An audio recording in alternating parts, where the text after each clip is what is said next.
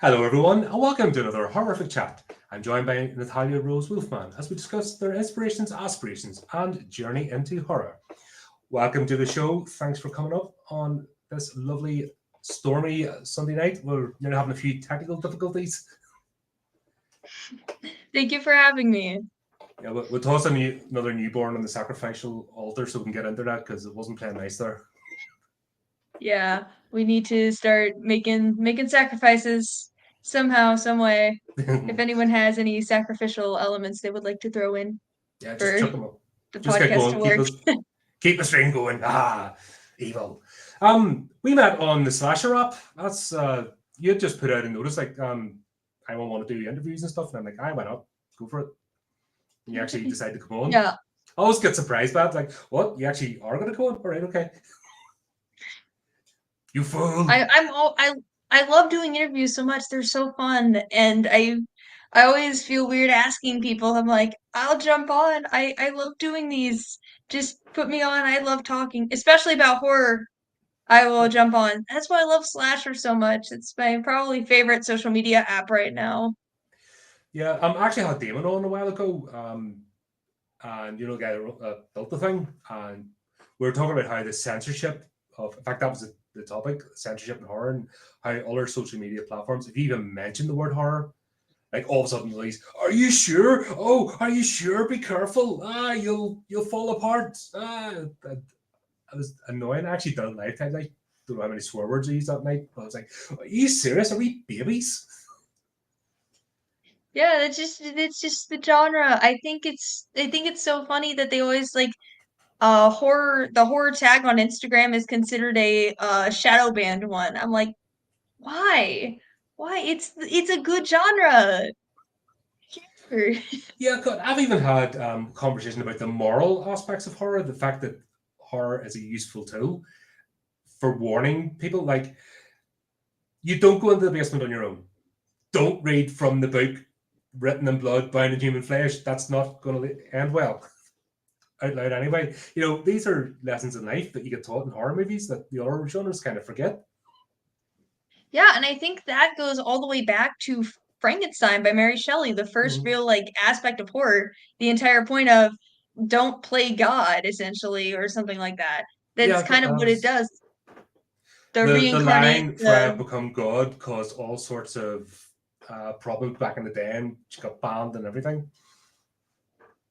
But once again, it was a exactly. I warning, feel as in, don't do it. Silly, just because uh, you're going down a course of study. There's a difference between knowing how to do a thing and actually doing it. You don't push the red button sometimes; it goes boom. yeah, and especially coming from somebody that I used to do biology. I used Mm-hmm. to be studying biology, and now I study psychology. And studying biology, they tell us a lot about genetics. So I Mm-hmm. took a genetics course, and they were talking a lot about how, we're using all this genetic modification nowadays. I'm like, this is Frankenstein level right now. We're getting into we were warned about this over 100 years ago. Yeah. Oh god, it's just funny people's reaction. And if you tell them, oh, like horror, oh, what's wrong with you? It's like, well, I'm not the one climbing up the bell towers. That tends to be other people who usually project the niceness. You know, it's always beware the good guy badge sort of wielding person's like, I'm such a nice person, and they're the ones that have people chained up in their basement for real, where we just imagine it.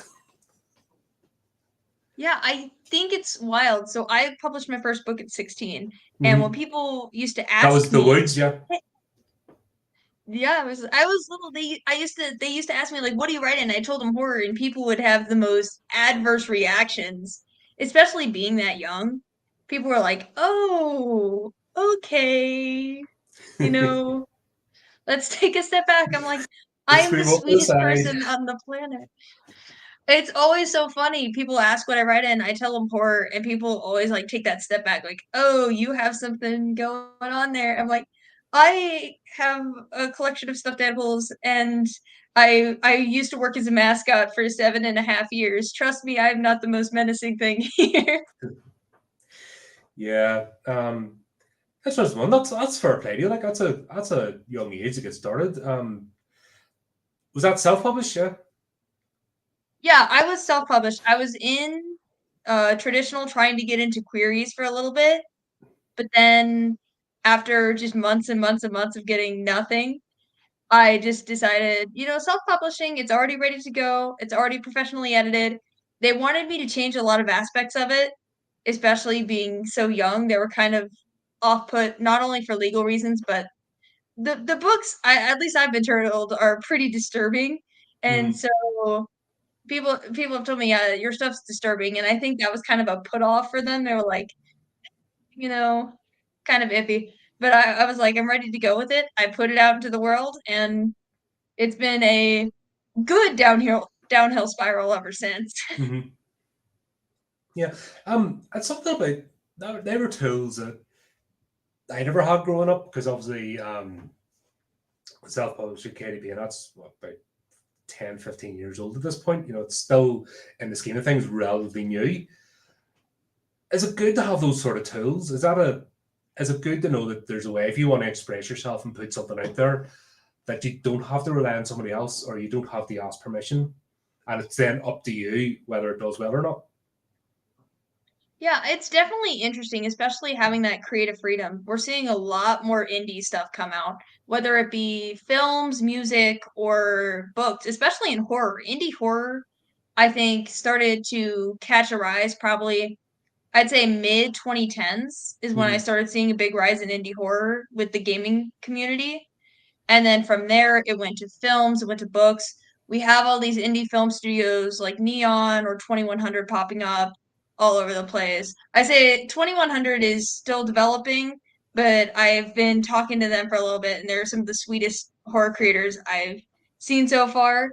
I think that we're definitely seeing a rise in indie horror, and I'm kind of liking it. I'm kind of liking Well, I kind of kept the lights the on in the cinema last year. Like, I still laugh. Terrifier 3 got highest profit margin of a movie that year, and it came out a week after the other clown movie completely bombed. And I think that's so funny. The fact that the indie just took over the studio, and now I think it's I think it's the highest grossing unrated movie of all time. I think they've confirmed that because people said it was the Taylor Swift Eras Tour, but then that got a rating on it. And mhm. Terrifier 3 doesn't have a rating. Yeah, and even that, just the fact people, it doesn't matter about the rating, it's the fact people go to see it. You can do all the bells and whistles, but the fact people, I'm going to the cinema, I'm actually going to leave my house, I'm going to go and pay money, and I'm going to sit and watch this thing. That's more power than any studio could ever hope to have. And yeah, absolutely smash it. But I'm just laugh because you've got these studios, they're behemoths, and they're crying into their milk, sort of, we're losing money, we hate you, fans. Where you've got indie production going, we'd love you to come see us, and people do. Yeah. I think we're seeing that a lot with Neon because I know Neon buys a lot of the indie films out. Mm-hmm. And we're seeing that a lot with Neon right now, is just getting the they're like, "Hey, we have this movie, come see it." And then Longlegs came out and everyone Mm-hmm. jumped on Longlegs when it came out. That was I I don't understand the backlash for that because especially Nick Cage, he's done tons of indie movies. Yes, it was to pay off a tax bill initially, but I think he started then got the bug and realized this is actually much more fun than the Hollywood guff, and he's just stayed there. But everyone was expecting, just because of the front cover, it to be a remake of Silence of the Lambs, and it was a completely different movie. And people couldn't cope with it. It's like, these are my expectations. Oh, I didn't meet them. Oh, I'm going to throw a fit now. Yeah, I don't understand the hate around it. I thought it was a really good movie. I've seen I'll be fair, I saw some slop come out of the big movie studios. I must say it. Blumhouse, God, The Snorefest. I want to say The Turning, that was the 2021. I love Turn of Mm-hmm. the Screw. That's probably one of my favorite gothic horror works of all time. And I was like, "Oh, they made a horror movie with it. I'm gonna go see it." And I walked out halfway through the movie. Yeah, I didn't even bother with that one. No, I didn't. No, I haven't seen nothing. Oh well, so you saved me a It, journey. don't. Yeah. If you go on just the letterbox in general, when the average review is like 1.2 stars, Mm-hmm. maybe it's best to. Yeah, just slide. That's another thing as well. The professional critics and the actual audience couldn't be further apart today. Yeah, and I And think it's a lot to do with horror in general. There's the critics are very strict with horror compared to the actual audience reviews. mhm.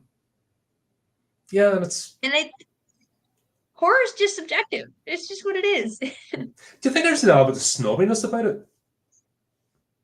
Of those horror fans, oh, they're and it's rather childish. There's another example. Demi Moore, what did she get? She got Golden Globe for The Substance, and they called it a comedy musical because oh no, we couldn't have a horror movie in this. Now that's pure body horror. It is. It's I see I have yet to find it on streaming here. So I'm trying to watch it desperately Oh, because have you I not seen it missed yet? the I'll theatrical shut up one. then. Okay, well worth it. Brilliant movie. I really want to see it, but I've seen the clips of it and I'm like, Mhm. this is body horror. This is, you know, Yeah, and it uses ultra reality, so it like focuses on certain parts and really exaggerates scenes and all. And it's that sort of mind bending, and the main theme's self loathing. There's like a veneer of Hollywood and stardom stuff, but it's actually about somebody who hates themselves, and that becomes apparent halfway through the movie, and it really drives home. And yeah, she deserved it for the performance. Margaret Qualley should have got one as well. Like they both played off each other brilliantly, but they called it comedy musical because they couldn't demean themselves to acknowledge the genre, and that annoys me. yeah, horror is not a dirty word. It's not a bad word to say. If something's horror, just call it horror.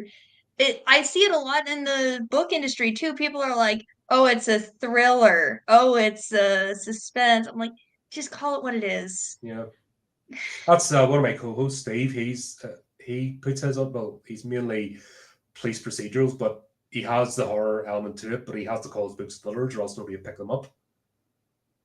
And even though he has like really graphic horror elements into it and goes dark in places, which is what you expect from a horror movie, he can sell them under the guise of a thriller, and people somehow compartmentalize that in their brains that oh, that's okay then, a baby getting thrown into a lake, selling its pram, but that's a thriller, so I can read that and not get offended or annoyed. People confuse me; they always have. Yeah, that's me too. I don't understand why everyone's so weird about horror at all. I've never understood why people are so weird about horror. There's nothing wrong. I'll go into the Barnes and Nobles near me and you'll always see somebody like darting around the horror section. I was like that too when I was in middle school trying to get a copy of It from Stephen King. I kept going over there and I was getting weird looks from people. And I'm like, this is not something, I wanted to do publicly, but, eventually I just went up, I did it, and it was great. I love it. That was my first Stephen King novel, and it will probably be my favorite just because it holds a very special place in my heart. Mhm. Is that I was going to ask you like one of the official I have a few official questions down here, but yeah, whatever. We don't do official stuff and structured interviews here. But what actually was it that got you into the horror genre? What was your sort of first introduction? My first introduction into horror was around 2014. I originally lived in Texas, and somebody knew a certain indie game developer by the name of Scott Cawthon from his Christian stuff, and then he Mm, made Five Nights at Freddy's, very famous indie horror game genre. And they were like, "I'm gonna try it out," because I keep seeing, I saw a post about it, and so it was like probably a day or three after the release of the first game, and they brought it in to an after school activity and everyone was playing it together. And so there were a group of about 100 or so middle school kids hunched over this computer that were like, go left, go right, look at all of this. close the door. And I think that's really Shoot. that's really what kicked it off for me because I'm Mhm. like, this is really good. And then it just went from there. And then Stranger Things came out a few years later. And I didn't watch Stranger Things until season 2 was done. I know that's like controversial to say, but I was liking FNAF for a while, and then It and Stranger Things released around the same time, Mm. and I was hearing it all from my classmates, like, you should go watch this, you should go watch this, especially if you like this. And so I did it, and then from there it was just a downward spiral into I love for horror, I love for Stephen King, Junji Ito, and in middle school I was very much discovering film still for like the first time. I'd never really gotten really into it at that point, but then I started watching horror movies like every other day. It was always something. It was Silence of the Lambs one day, then it was Texas Chainsaw Massacre, then it was Scream. I think Ugh. I've gone through the entire Ugh. Scream franchise Oh probably God, no, twice. you're not a Scream fan. Get out. Oh God, no. No Scream fans in my life. Thank you very much. Ugh. I think if I have to pick my favorite, if I have to pick my Don't say favorite it. horror thing, I'm gonna say Alien. I like Alien. I love Alien. I'm sorry. Yeah, don't forget about Ridley's Prometheus. I Ridley, we'll wanted not to get forget the about your exclusive. Prometheus, good boy. I wanted to get. They had the exclusive, the the Steelbook, the Mm-hmm. exclusive one. I was like, I want to get it. I want to get it, and then it sold out so fast. Oh, you have to be quick with them. And see the bloody scalpers as well. They annoy me too. They get bad. Yeah. I I used to be a Monster High kid when I was little, and then they Mm. started releasing all their horror collabs. So they're doing Us, they're doing Megan, they're doing all the big collector collabs, and I they did Gremlins and Beetlejuice, I know, and I was like, oh, I want to get one, and then they went in 5 minutes, and then they're immediately on eBay within 5 minutes. Yeah, 3 times the price. I really like the collabs they're doing right now with Monster High because they did Us, and I think I know it's controversial to say Us was actually pretty decent I psychologically. gave up 10 minutes into it. It was boring me. It's definitely a kind Trashy, of slow unlikable burn. characters. I just, and I don't like Jordan Peele. He's a bit of a dick. Yeah, I definitely Jordan Peele. I like his like analogous stuff because I really like analogous horror. Like if it has an analogy to something else, I love that. But the thing that drives me nuts is he said he was like the next Steven Spielberg. I'm like, Fuck off. I'm sorry, but when he did Jason Todd dirty with his Candyman sequel, um, he can go and jump off a high cliff as far as I'm concerned. I Tony think Todd was if still any actively acting, and he did that shitty CGI abomination, and there was no call for it. We could have had a and you proper Tony Todd monologue that we all love, and he did him dirty, and yeah, no time for the man. I'm just gonna say it. We need to stop making horror remakes. If it's iconic, leave it alone. Don't touch The Yeah. Exorcist. Don't touch Well, Labyrinth. The Exorcist is Don't dead. touch Halloween anymore. Mm-hmm. Like, leave it alone. Halloween is a mess of a franchise. It's It just really all over the is. place. Same with I feel like Friday the 13th, especially if you've seen the original, you're like, why are we back in this again? If you've seen the first one, It took them 4 movies to figure it out. Like, if you think yeah, the first 3 movies are completely different stories, and they didn't know what Jason was, and it took them really up to the fourth movie just to figure out what the hell they were doing, and then that stage they're just going through the motions. yeah, but then we got Jason X with him in space, and then it was back down. That was funny. People hate that movie, but it just did exactly what it meant to do. It was just having a bit of fun. It was definitely fun. I think if we're gonna talk 80s horror that's really good, and I think it's on the rise again, but it was kind of underrated, Reanimator. Mm. Yeah, I enjoyed that. I'm glad it's got a fandom again. I'm kind of happy about that. It's nice to see, and that's the longevity, isn't it? There's a lot of people try to start controversy over movies coming out in the last 5 years just to get clickbait. And once a movie comes out, they're forgotten. Like people might watch them once, but once they get their social media clout and I'm in this team or you're in that team, the movie's all forgotten. Sorry, I'm coming feeding back on myself there. Have you got the speakers next to the mic? Yeah, I'm not hearing any feedback on my end, but It's coming back here. Usually find out a laptop if it's in there. yeah. Yeah. Okay, is that? I think that's all right. I'll go for it. No, that's the longevity of a movie, isn't it? If it comes back and people rediscover it again and watch it, then it's timeless. Yeah, I think there's a lot of the kind of, how do I say it? It's definitely, if it's long lasting, it will come back over and over and over again. And not just because somebody made another remake of it.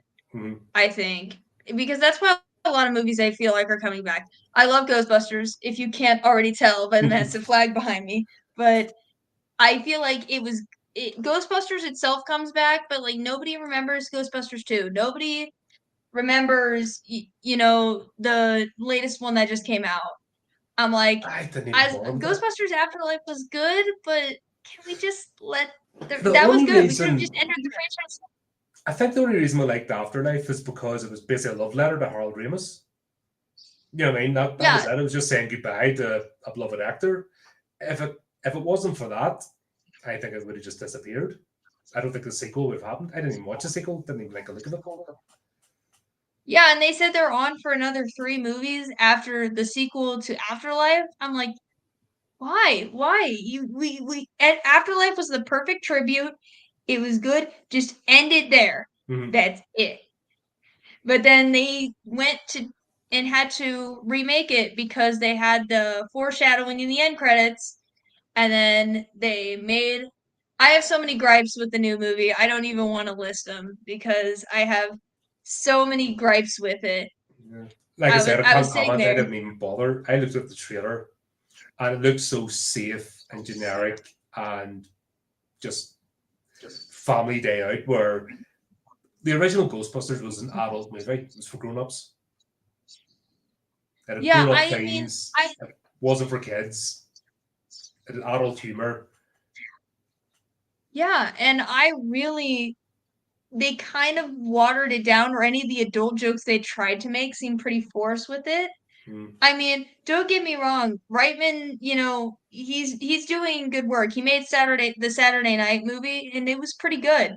But then it was like the jokes were kind of forced, and at the same time, my biggest gripe with that is I've been to New York multiple times, and they're like, "Oh, we have this ancient language. Let's go to the library, the New York Public Library." I'm like, the Met is right there. It is right in that same area. The entire museum focused on ancient history, and you're going to the library. Yeah, well, of all places. Like I said, I just found myself. I got what Afterlife was about, so I enjoyed it in that aspect. But I couldn't even tell you the characters' names because they're just not forgettable. I remember Phoebe. That was the main one. But if you ask me any of the others, I'd be like, I can name them because I've seen the films enough. But I think for a while after watching it the first time, it was like, who are the core four again? Who are they? Yeah, that's it. And you're just like, yeah, and that's bad. That's you can do all the social media posts of the day. You can rile people up, but if you haven't made a good product or something memorable, it's gonna just disappear.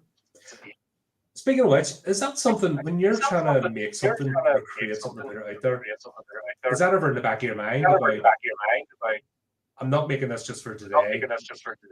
This is something 5-10 years I would like somebody to revisit and enjoy.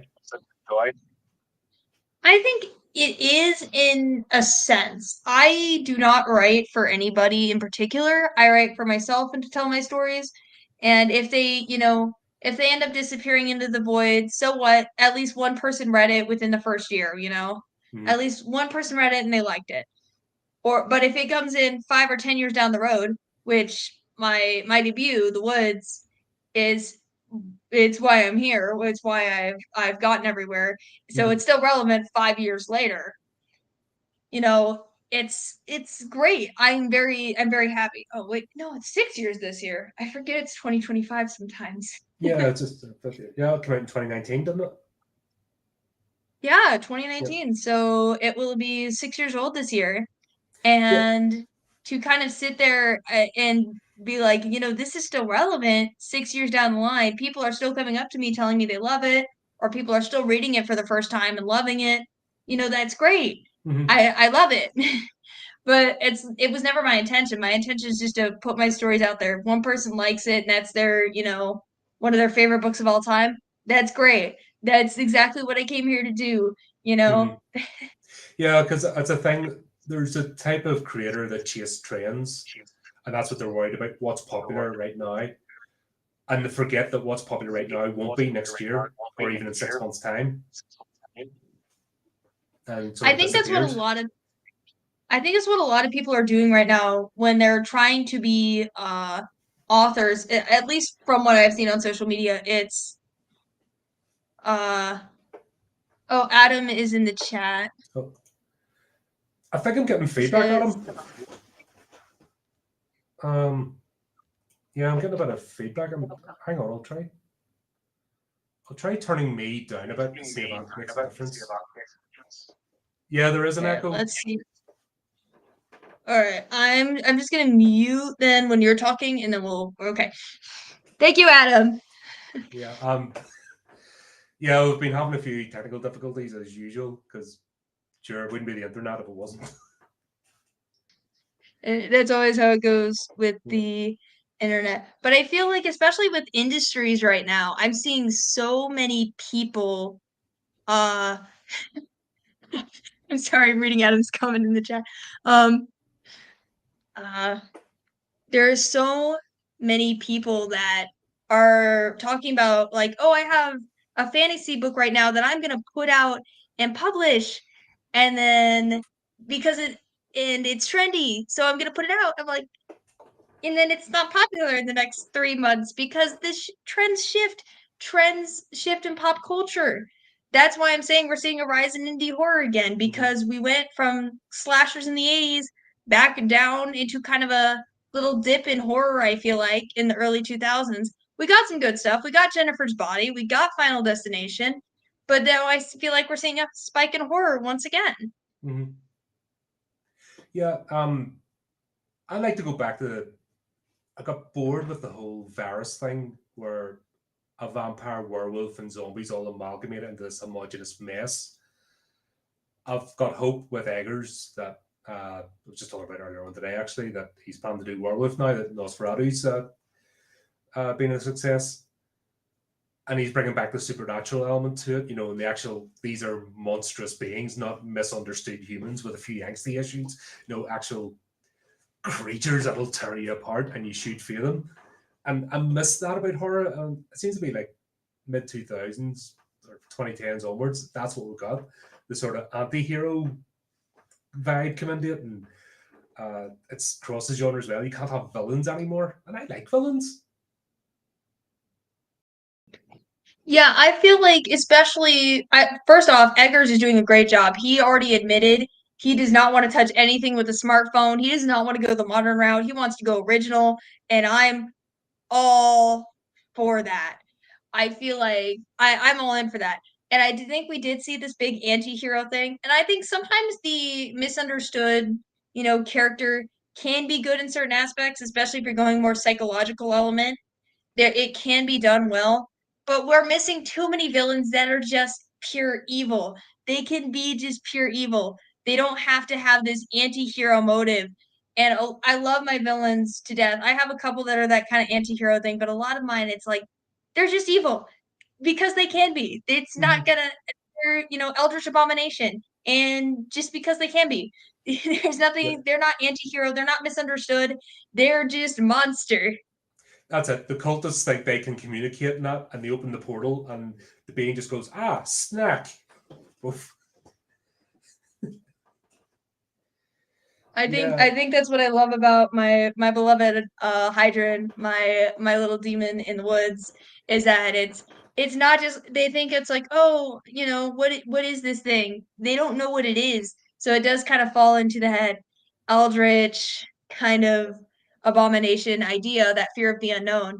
But at the same time, I'm like, I don't want to turn it into oh, hello Dell. I'm sorry. I'm reading the chat at the same time. I'll start bringing people up. Right.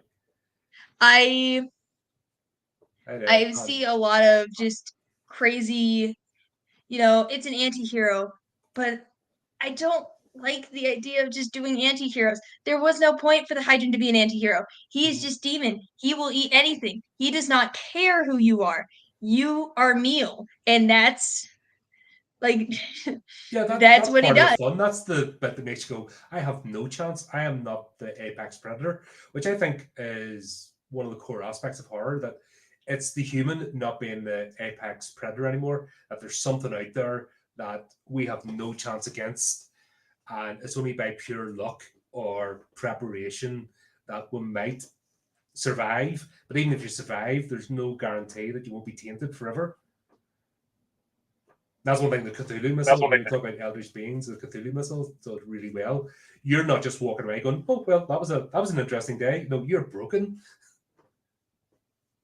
Yeah, I think what's really interesting about the Eldritch stuff, I told you I do psychology, so I've been writing a lot of psychological stuff. Mhm. I like the idea that it's kind of your brain in the sense. I've done a lot of psychology work. I work as a teacher's assistant for psychology.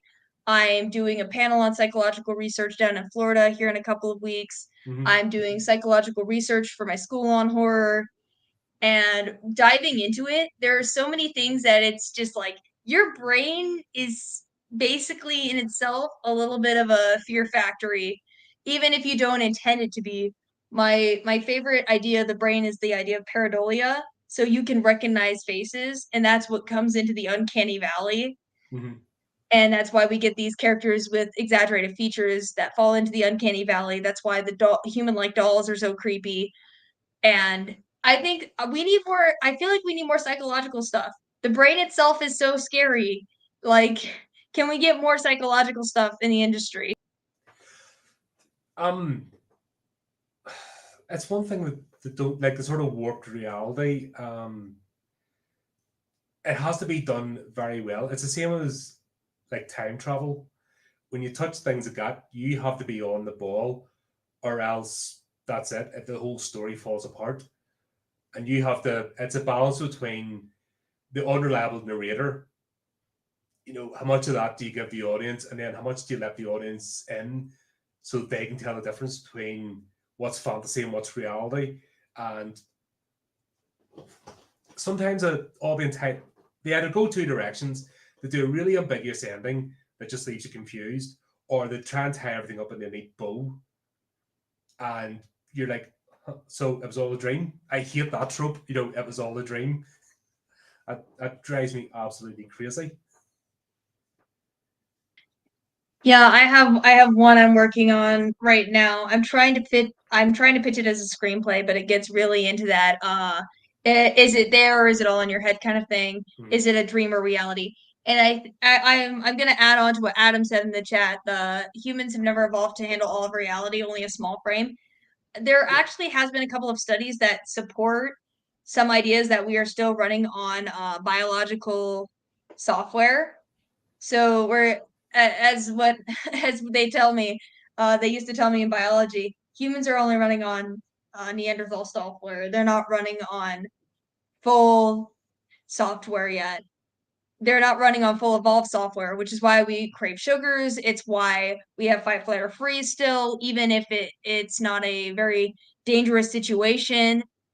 And I think there is that aspect to it, and it's really good.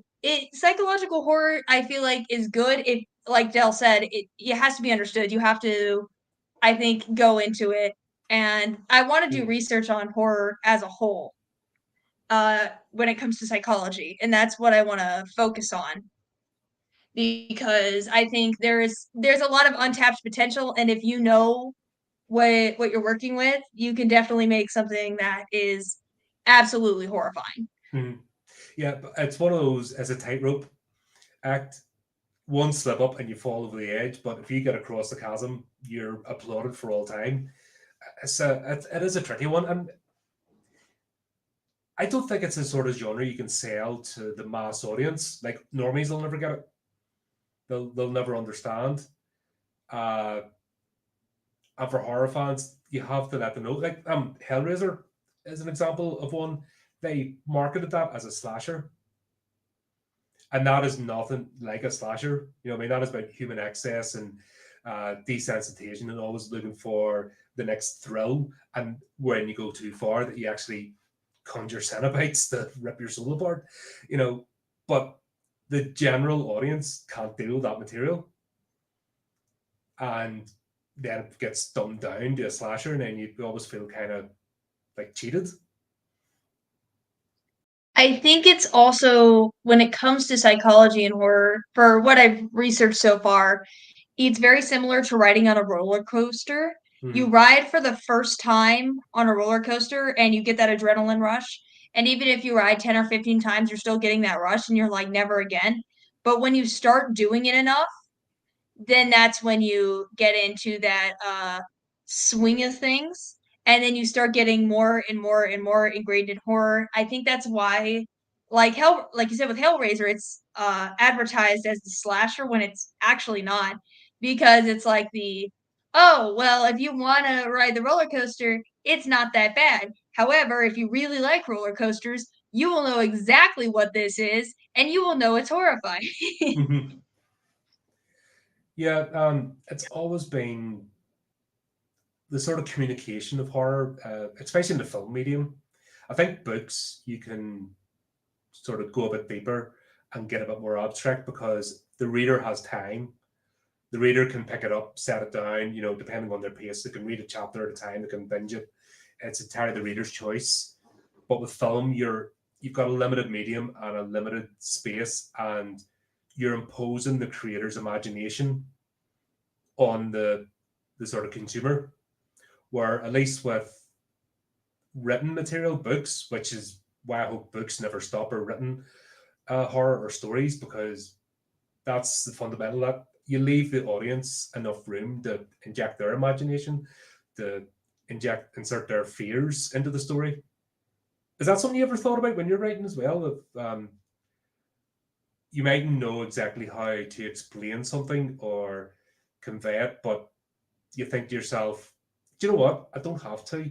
The audience can fill in that blank. Or is that maybe a dangerous path to go down when storytelling? I think it's a lot of kind of a little bit of both. Sometimes it's okay to be very direct with what you're trying to say, while other times it's good to leave things up to the imagination. As I've taken a couple of writing classes, and as they've always taught, it's best to let things, especially in horror, sometimes just be inferred, because people can imagine these scenes. And Stephen King does that very, very well with the kind of implied horror. He Mm-hmm. has some very direct scenes, but other times he has these very implied scenes. And I think that's what you got to do with horror. You have to find this balance between, hey, this is what I want to be direct. Hey, this is what I want to be implied, and just try to find the balance. Because if it's too direct, your readers aren't going to enjoy it because you won't have that imagination. But Mm-hmm. if it's too implied, there's going to be just too much blank space for your readers to fill in, and it's a very delicate balance you have to find out. And that's why I'm very careful with writing psychological horror, because it's either you have to make it kind of indirect, or you have to make it very direct. And it's very, like you said, it's like a tightrope. It's very easy to Mm-hmm. fall over, especially if you're trying to consider both of those aspects at the same time. Do you let the story lead you, or are these things that, especially now you've done a bit of a study on the subject and you're uh, sort of more formally looking at it, are these things in the back of your head, or are you still led by the story? And if it feels right with a narrative that you're coming across, you let it happen or you don't. Is that a is Is that that now an extra is that factor? not an extra factor? I think it is a factor. It's there in the back of your mind. especially writing horror because it is really delicate balance. It's very much a try to do certain things. Adam, I'm gonna answer your question because I see it in the chat. Do you Oh, ever find it difficult to write detail without being exhaustive? I mean, it is. You have to do a lot of cutting. There is so much cutting that needs to be done, especially exhaustive. I have a ton of beta readers. I know a couple of people who have English degrees that I have connections with that edit my work, and they will tell me, you're being way too detailed with this. You got to leave some up to the readers. I have a beautiful team of beta readers that all read horror that will yell at me in the nicest way. They'll send me an email like, yeah, there's a little too much. It is very difficult, especially when you're getting to battle scenes or gore scenes like kills. It's very difficult not to go into detail with it because, at least for me, I can see it. I can see my books playing in my mind as a film. So it's like I can see this crazy, kill scene and I can paint it out. But like if I add too much detail, it gets kind of concerning. mhm. So I will say yes, it does get difficult. It depends on the scene. If it's a little bit of a kind of filler scene, then no, it's not very hard to write details. But if we're looking at like a kill scene, it can get very much exhaustive, and then you have to have your editing team and your beta read team come in and tell you no. And my favorite beta reader, yeah, I get yelled at a lot, and they break down every. If I'll introduce a monster, and she'll be like, oh, well, what about this, and this? And so everything gets broken down into like 60 different pieces. All the plot holes get filled because she asks all the questions that people want to know, all the questions that like everyone asks about. And if it gets too much, she'll be like, no, you're cutting this fully. This is too. Yeah. She's gone through a couple of my works now, and I've been criticized more than once. Do you ever find yourself? I know what I'm writing. There's a particular scene I want to get to, but I'm like 3 paragraphs behind. I don't want to get there, but I have to describe all this, and I get frustrated and stuff. Like I don't want to describe all this. I want to get there. That's a bit I want to write about. Ah, That is always a struggle. My uh I think my main struggle is trying to I feel like I always have to take a break. I have to take a step back if I'm getting to the point I'm like, I need to get here. I need to describe it. I don't know how to describe it. I always just take a step back. I'm like, 10 minutes, listen to music, be done. Just take a break for like 10 minutes to sit there and try to plot it out. Or even up to, I think the longest I've taken is a month because I was trying to describe a kill scene and I just could not do it. mhm. I think that was the longest I took. Adam asks, do you have consistent editors? And if so, do you cater to their sensibilities? I do have consistent editors. Um, and they're great. And they do have some sensibilities I cater to. They will like correct me like, hey, this is a little too much, and I will cater to that. I will read through it, but there's some stuff I don't change. Like one of my editors does not like any sort of NSFW scenes. Mhm. And I'm like, some of my works will have that. I'm not removing that. It genuinely depends which editor it is. And same with my beta readers. Like I understand like sensibilities and I will cater to them, but if something is key to the story, I won't, and I've already decided it's staying. There's a couple of scenes I have that in certain stories that it's like it maybe the editors may not like it, but at the same time it's like that's mine. I'm not touching it. I'm keeping it. I live in NSFW. Yes, thank you. Yeah, you should see some That's of my our streams entire. over. Yeah, this has been a trend, especially in the indie publishing scene. There seems to be this attitude of it's only horror. I can make it in horror before I do my real thing. And I am convinced we've got a lot of tourists, especially over the last 6, 7 years. And you've got these sensitivity readers, and they really piss me off because oh no, you can't talk about that. Oh, you can't use this word. You can't use that. Oh, you'll upset somebody. It's like it's fucking horror. That's the genre. Yes, you can have different intensities, but it's horror. That's what people are getting in for. That's what they're expecting. And if you're not Yeah, here I for horror, or to be disturbed, to get an actual emotional response to a piece of art, why are you here? I I always talk about that because I write in a little bit of everything. I specialize in horror mainly, and this is either it's like sci-fi horror overlap, it's dystopian horror. I know somebody mentioned that. I think it was Dell that mentioned that in the chat earlier. I write a lot of horror. I write dark fantasy. I call it dark sci-fi. I I write dystopian horror. I mainly write horror, but I do branch out sometimes, and I see people like, oh, there needs to be a sensitivity reader in your books, and I'm like, most of it, just so you know, is my own experiences. So I'm queer and indigenous, and I always get people like, you need to have a queer sensitivity reader. I'm like, that's me. That I am said sensitivity reader. I know what I'm doing. But I always think it's crazy when people are like, I saw somebody saying that there needs to be like trigger warnings for animal death and horror. I'm like, that's the point of horror. It's gotta have kills in it, you know? I can't stress that enough. I will put like warnings if it's really, really bad. But like if you're reading a horror novel and there is like I write the word fuck in my novel, I won't hide that. I'm not gonna say it has profanity in it. Yeah, I it, this is I like that's what I that said is about the tourists coming in, and I don't like box picking. It really pisses me off because it actually has the opposite effect. Once everyone starts getting put into little boxes and whatever, you're not dating. You're everyone becomes part of collective groups, and then collective groups bump against each other, which we tried to get rid of in the '90s. We just deal person to person, and if you're a good person, you're fun. Take you as it. If you're a complete arsehole, guess what? You've no protection. That's my attitude to life. Uh, these people are coming in. They're not horror fans, but they're trying to impose their will, and they do it through the back door. Oh, gotta be sensitive. No, we fucking don't. Sorry, no. Horror has always been. We've always been the outsiders, the weirdos, you name it. That's been the horror fan. We're used to it, and we find comfort in our weirdness.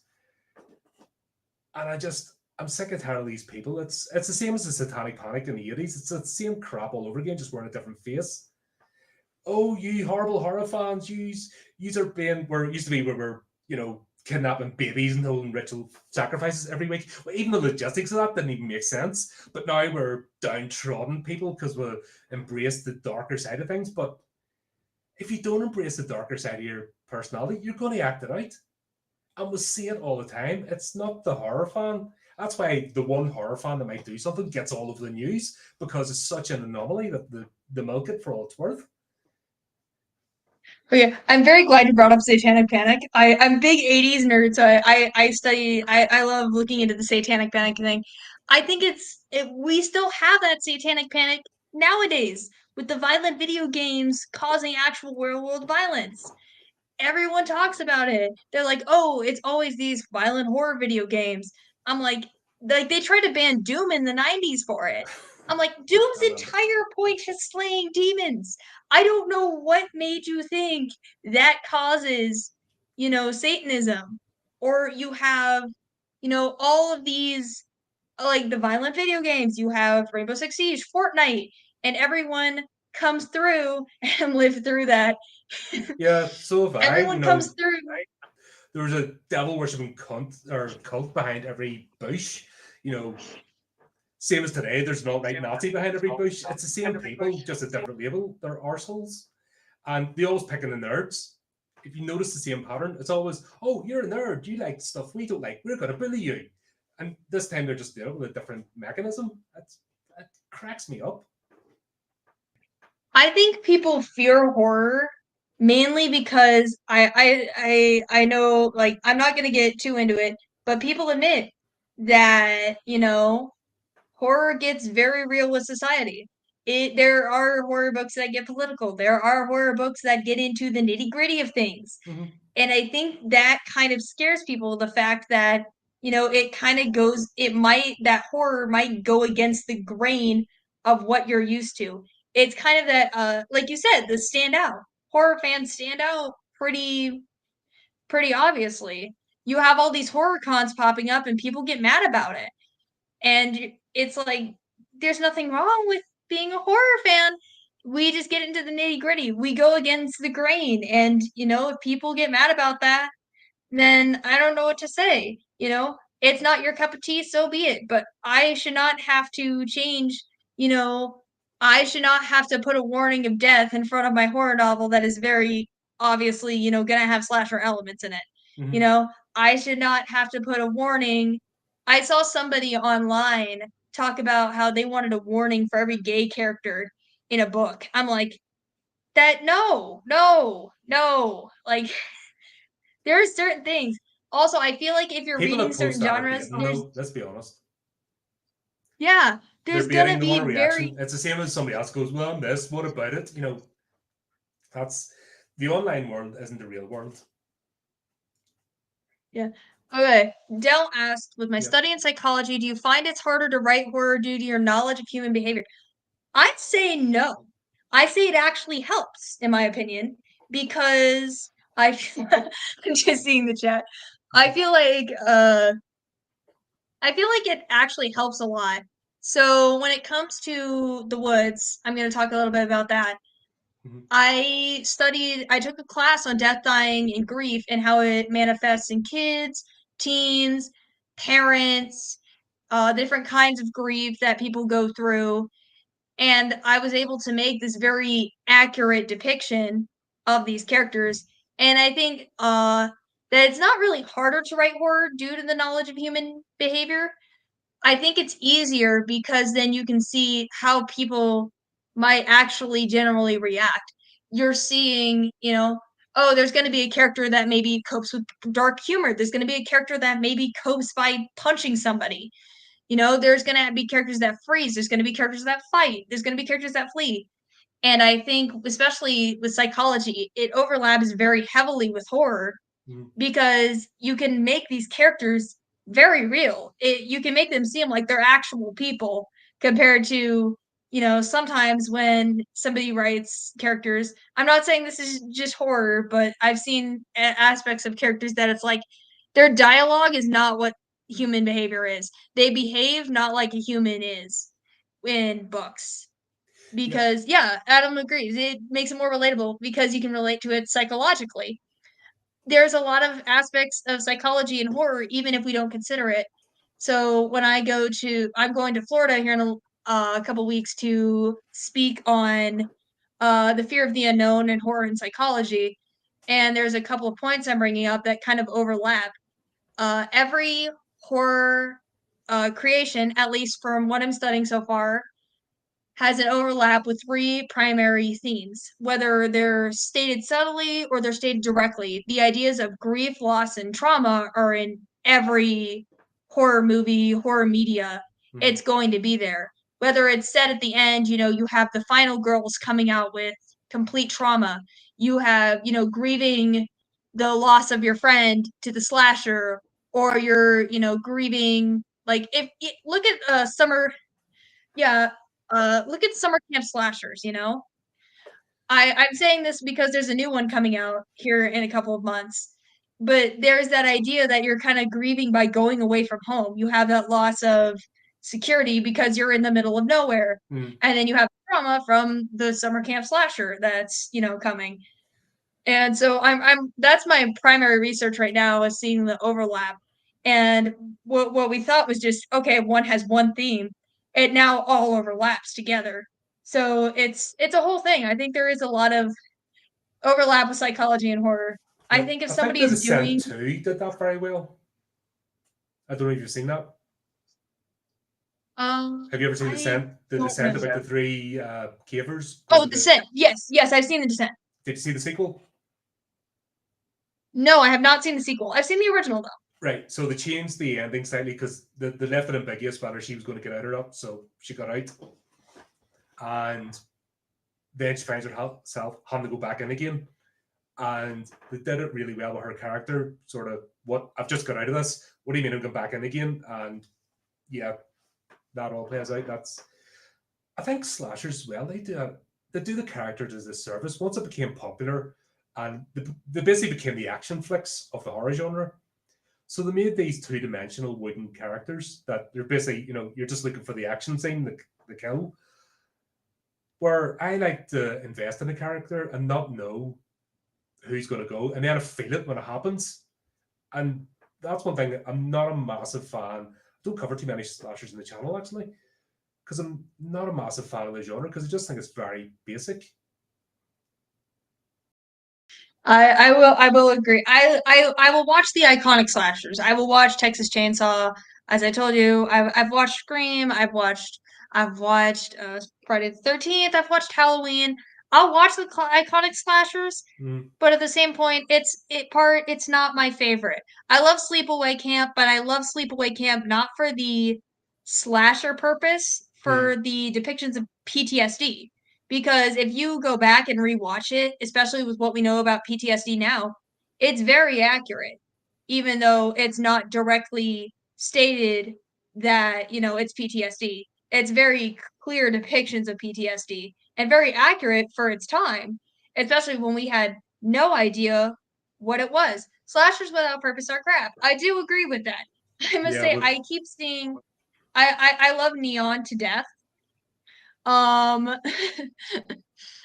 I love Neon Studios, but they got this summer camp slasher that's coming out, and I was going through watching the trailer. I'm like, the slasher doesn't seem to have a purpose. The slasher just seems to be slashing from what I'm seeing. It doesn't really, it seems like it's missing something. There is a little bit of it that is just missing from the trailer. And maybe they'll retcon it, maybe they will, but it seems like there's a big thing missing. And now the same directors are going to direct a remake of Idle Hands, and I'm like, oh, let's let's see how the first one goes before we start throwing things into the ring. yeah. Is that a? I don't know. Is that being led by the studio? Because it's usually that there's some, if there's money involved and there's a studio in the background, that means there's a committee and they're doing focus groups and all that kind of nonsense. And you might have a clear idea, but all of a sudden it gets muddied. Like we have a couple of studios that are friends of the channel, and we talk to them about the process, and sometimes absolutely horrendous. Like it's, you'd be better off working minimum wage somewhere than working for some of these studios, the way they treat and their deadlines and so forth, and you really don't get a chance. The fact that a movie happens at all is a miracle. But yeah, you'd probably find that there's some sort of committee in the background, chittering away and just destroying the actual idea. Yeah, I think the thing with the Neon one is I believe, if I remember reading it correctly, they purchased it. So it was an indie they bought out. And that's why I'm kind of like, let's, it feels like it's missing something, especially I like props to an indie studio. I'm all in for that. But it's it feels like it's missing something just by watching the trailer, and I don't know what it is, but it just feels like it's missing It's something. niggling at you. And then You can see it, and you're just like, it's not right. I'm gonna see it to see if they can save it. You know, I have a membership to an indie movie studio around here. They're like they're their own indie movie theater, and so I pay to go watch the movies there with them. And so I'm definitely gonna see it when it comes out, but I'm still very iffy. I'm like, where are we gonna go here? Can they retcon it? Because they're wanting it to be an homage to 80s summer camp slashers. But at the same time they're trying to do that, they're setting it in the modern age. And I'm like, that's not how that works. It's not gonna hit the same because you're having that. The 80s summer camp slashers entire thing was there were no phones, there was no safety, and now you're getting these characters with social media.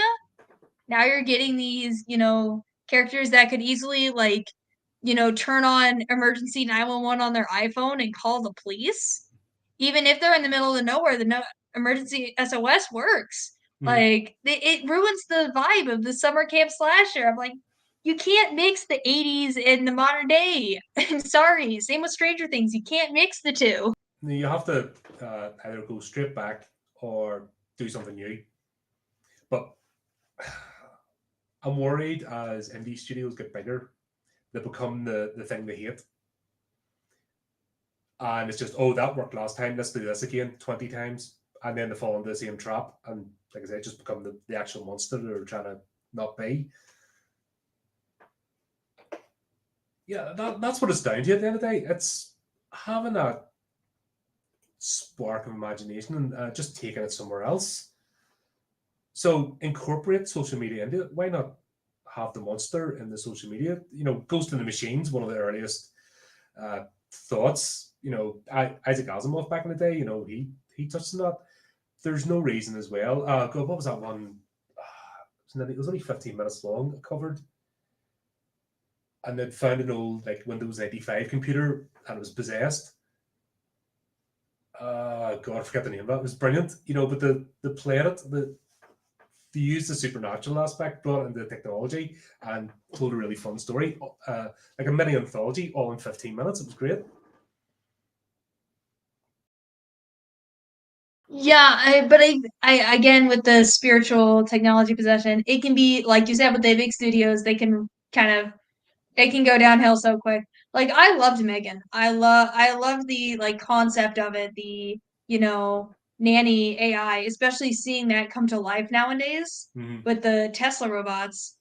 We're seeing this like AI nanny coming out just like Megan is. But at the same time, I'm sitting there and I'm like, oh, it's there's like it's definitely you can tell there's I don't know how to describe it. I'm trying to think of how to describe this. They dialed it down. So, for example, I'll use the scene with the dog next door. So, of course, the dog had to be vicious because it's the only way they could justify it. It couldn't be Megan's fault. The dog had to be partially at fault, and that had to be the one that broke her chip, which started the whole ball rolling. The neighbor, of course, had to be horrible. Uh, the execs, the owners of the tech company, had to be ruthless, and unlikable. Of course, this modern trope, the way I betray main characters, like, of course, you had to be the awkward nerd that couldn't connect with the wee girl and stuff. We've seen that 100 times, and it's boring, and you just feel like there's a lot of generic pieces just getting slotted in, and oh, right, we used this last time, let's plunk it in there, let's plunk that in, let's plunk it, and it sort of goes through the motions, and you don't get the sense of storytelling. And that's what I enjoyed it for what it was, and I know it's aimed at younger people, but I just felt like I was going through the motions, not actually trying to tell us a story. Yeah, I feel like that's kind of the issue with like the big horror companies nowadays. Is it kind of the you can tell it's kind of there's a story, but at the same time they're trying to do, like we said earlier, the anti-hero thing. They're trying to do the, oh well, this person was actually bad, so it was justified. Like, no, sometimes characters can just kill to kill. It's okay. It's Mm-hmm. okay to have just slasher the slashes. It's all right. They missed an absolute trick with the 2010 Nightmare on Elm Street remake. They were trying to play at the anti-hero, and then they lost their bottle with it. But they had a chance to go, right. A character might have started out being justified for what they did, but then they fall into the trap. They actually like what they're doing, and then they embrace, what they are, and that's horrifying. That somebody who could be justified initially, or have the right reasons, or be accused of something wrongly, and then they start down a path of what might be vengeance or retribution. Then they uncover that dark element within themselves, and then they give into it. Like, there's a horror story there, but the main studios, they can't deal with that. They're afraid to. Yeah, and I say this because I was seeing Disney's chats on it. They were like, "Oh, well, it's easier to make remakes." I'm like, "It's or sequels." I'm like, "It's not though. It's okay to just end things where they are." You have so many screenwriters out there nowadays looking for work. You have so many people out there with ideas and concepts that are completely unique, and they're just completely getting overdone. Okay, Adam here asks, have you ever had experienced a horrific moment that inspired a story or an element in a story? Oh, okay. Yes, multiple times. So the woods itself wasn't horrific, but my grandma owned a ton of land in the foothills of the Ozarks, which if you know a little bit about the Appalachian horror, the Ozarks have kind of similar vibes with it. Mm. And so it was a lot of I spent a lot of summers in there, and it was very, very thick trees. And so we would make up ghost stories or we'd play games, and you could get lost in there for hours. I think the most I got lost in there was 6 hours at a time. It was very much so that kind of I when I started writing The Woods, it was originally for a school project that was the thing was just, oh, write a story. And I kept imagining the hydrant, and so I said, okay, I'll write a story. And I wrote out this elaborate horror story because I begged the question, uh I begged that question. And then I have another one that I'm currently taking inspiration from. So I worked at an old tuberculosis sanatorium that was very notoriously haunted. Mhm. Um, and it was to the point the staff who worked because it was renovated building, the staff who worked in there, I would get accounts from them. They were like, "We don't stay after dark. The minute the sun starts setting, you pack up your stuff and you leave." The cops who patrolled the facility said if somebody they would get calls from inside the building after dark and they would not touch it with a 10-foot pole. You would have people calling, "Hey, I saw somebody in the window," and the cops wouldn't go inside the building. And I have a horror story I'm working on that is very much so inspired off the whole sanatorium thing. Mhm. Um, and it says, Chris here asks, what is my favorite character in horror? Oh gosh, here we go. Oh, I'm trying to think. That's a very, very It's difficult like question picking your for favorite child, isn't it? Because it depends on the moment. yeah, it really does depend on the moment. Um, I don't know. I'm trying to think. I personally I love my horror villains. I'm sorry. I'm so biased. I have one right now. I call him the pig, and it's just this body horror amalgamation and that lives on a beach in the sand. Mhm. And that's probably I will I as like that's my favorite one right now because I'm obsessed with him. He is my little gremlin. But then if I have to pick like general pop culture horror, uh I don't know. That one's difficult. I love the xenomorph. I will always love the xenomorph. I love the design of the xenomorph. I love Andrea from Sleepaway Camp. I love the idea of just the slasher that's kind of not really that had stuff happen, that's just kind of doing it. Mhm. Um it depends. I love Little Shop of Horror. I have my little Audrey 2 earrings on. I love the little I know it's a horror musical, but Well, still love Audrey have 2. you seen the original 1960s one? You know Little For Shop Little of Shop of Horrors, the Horror? remake?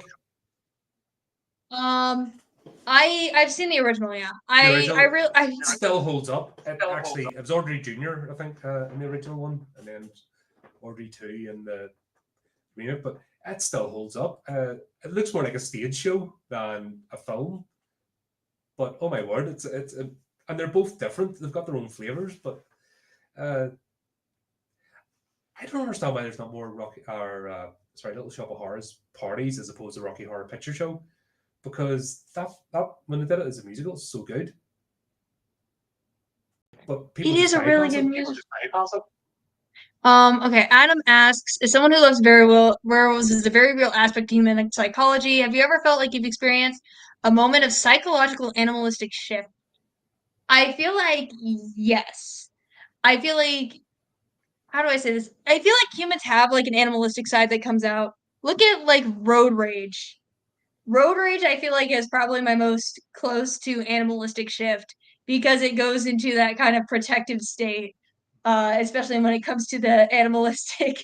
When you road rage, you have no, or like someone cuts you off, you have basically little control over your actions, and you just get like blinded with rage, kind of thing. I had someone cut me off and nearly hit me because they were on their phone, texting and driving, and I was so mad. I just started yelling in my car. I was like, "Get off your phone!" So I've had that. I feel like there is a lot of animalistic shifts psychologically that people have. Lust, I feel like, is a big one, especially in humans. They're still researching the idea of pheromones in humans to stimulate arousal, Well, they're but legitimate I think things. that It's is just definitely a big animalistic shift in people. yeah. I think it's more we are animals, and one of the worst things the human race has done is deny its animal origins.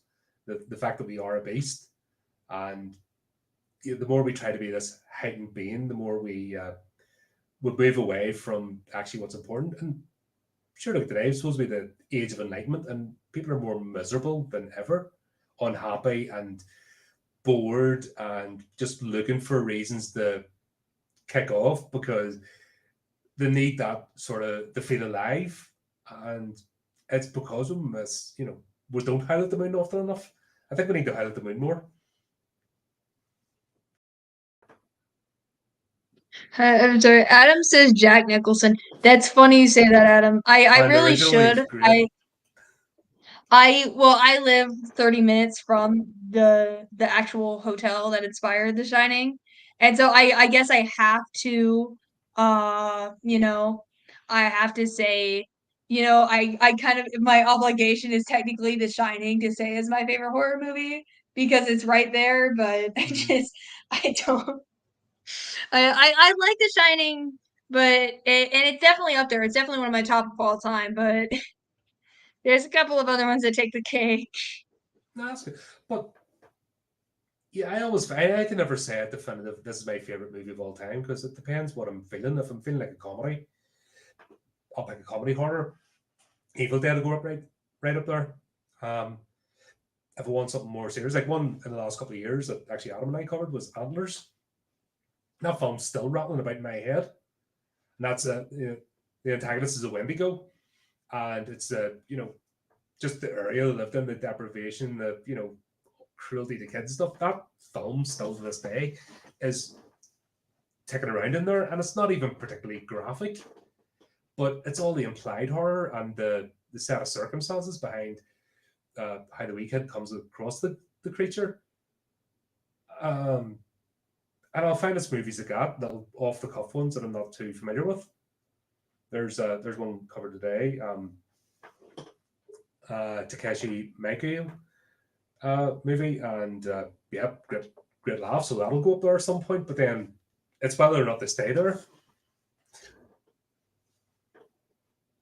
Yeah. Adam says human experience inspires the vibe of life. When we live solely in social media isolation, we forsake that experience. That is actually really interesting you say that because you're right, It's almost like we're 100%. in the Overlook Hotel, isn't it? Social media is the equivalent of the Overlook Hotel. Yeah, it definitely can be used like that because you're kind of essentially you're stuck. You have your like group in person, but uh especially what we're seeing is in teens, at least from what psychology is showing us, these teens are spending more hours of a day on their phone than talking to people, grooming themselves, eating and drinking, than all three of those combined. It is insane. And I think, yeah, you do have the overlook kind of uh at, you do have that kind of aspect of we are separated by social media. You have those you talk like the overlook. You have those you talk to in person in that overlook with you, but at the same time, you're cut off from everyone else. You have that sense of isolation. Look at what happened with COVID, when that hit and everyone was like inside all the time. The psychological aspects were horrible.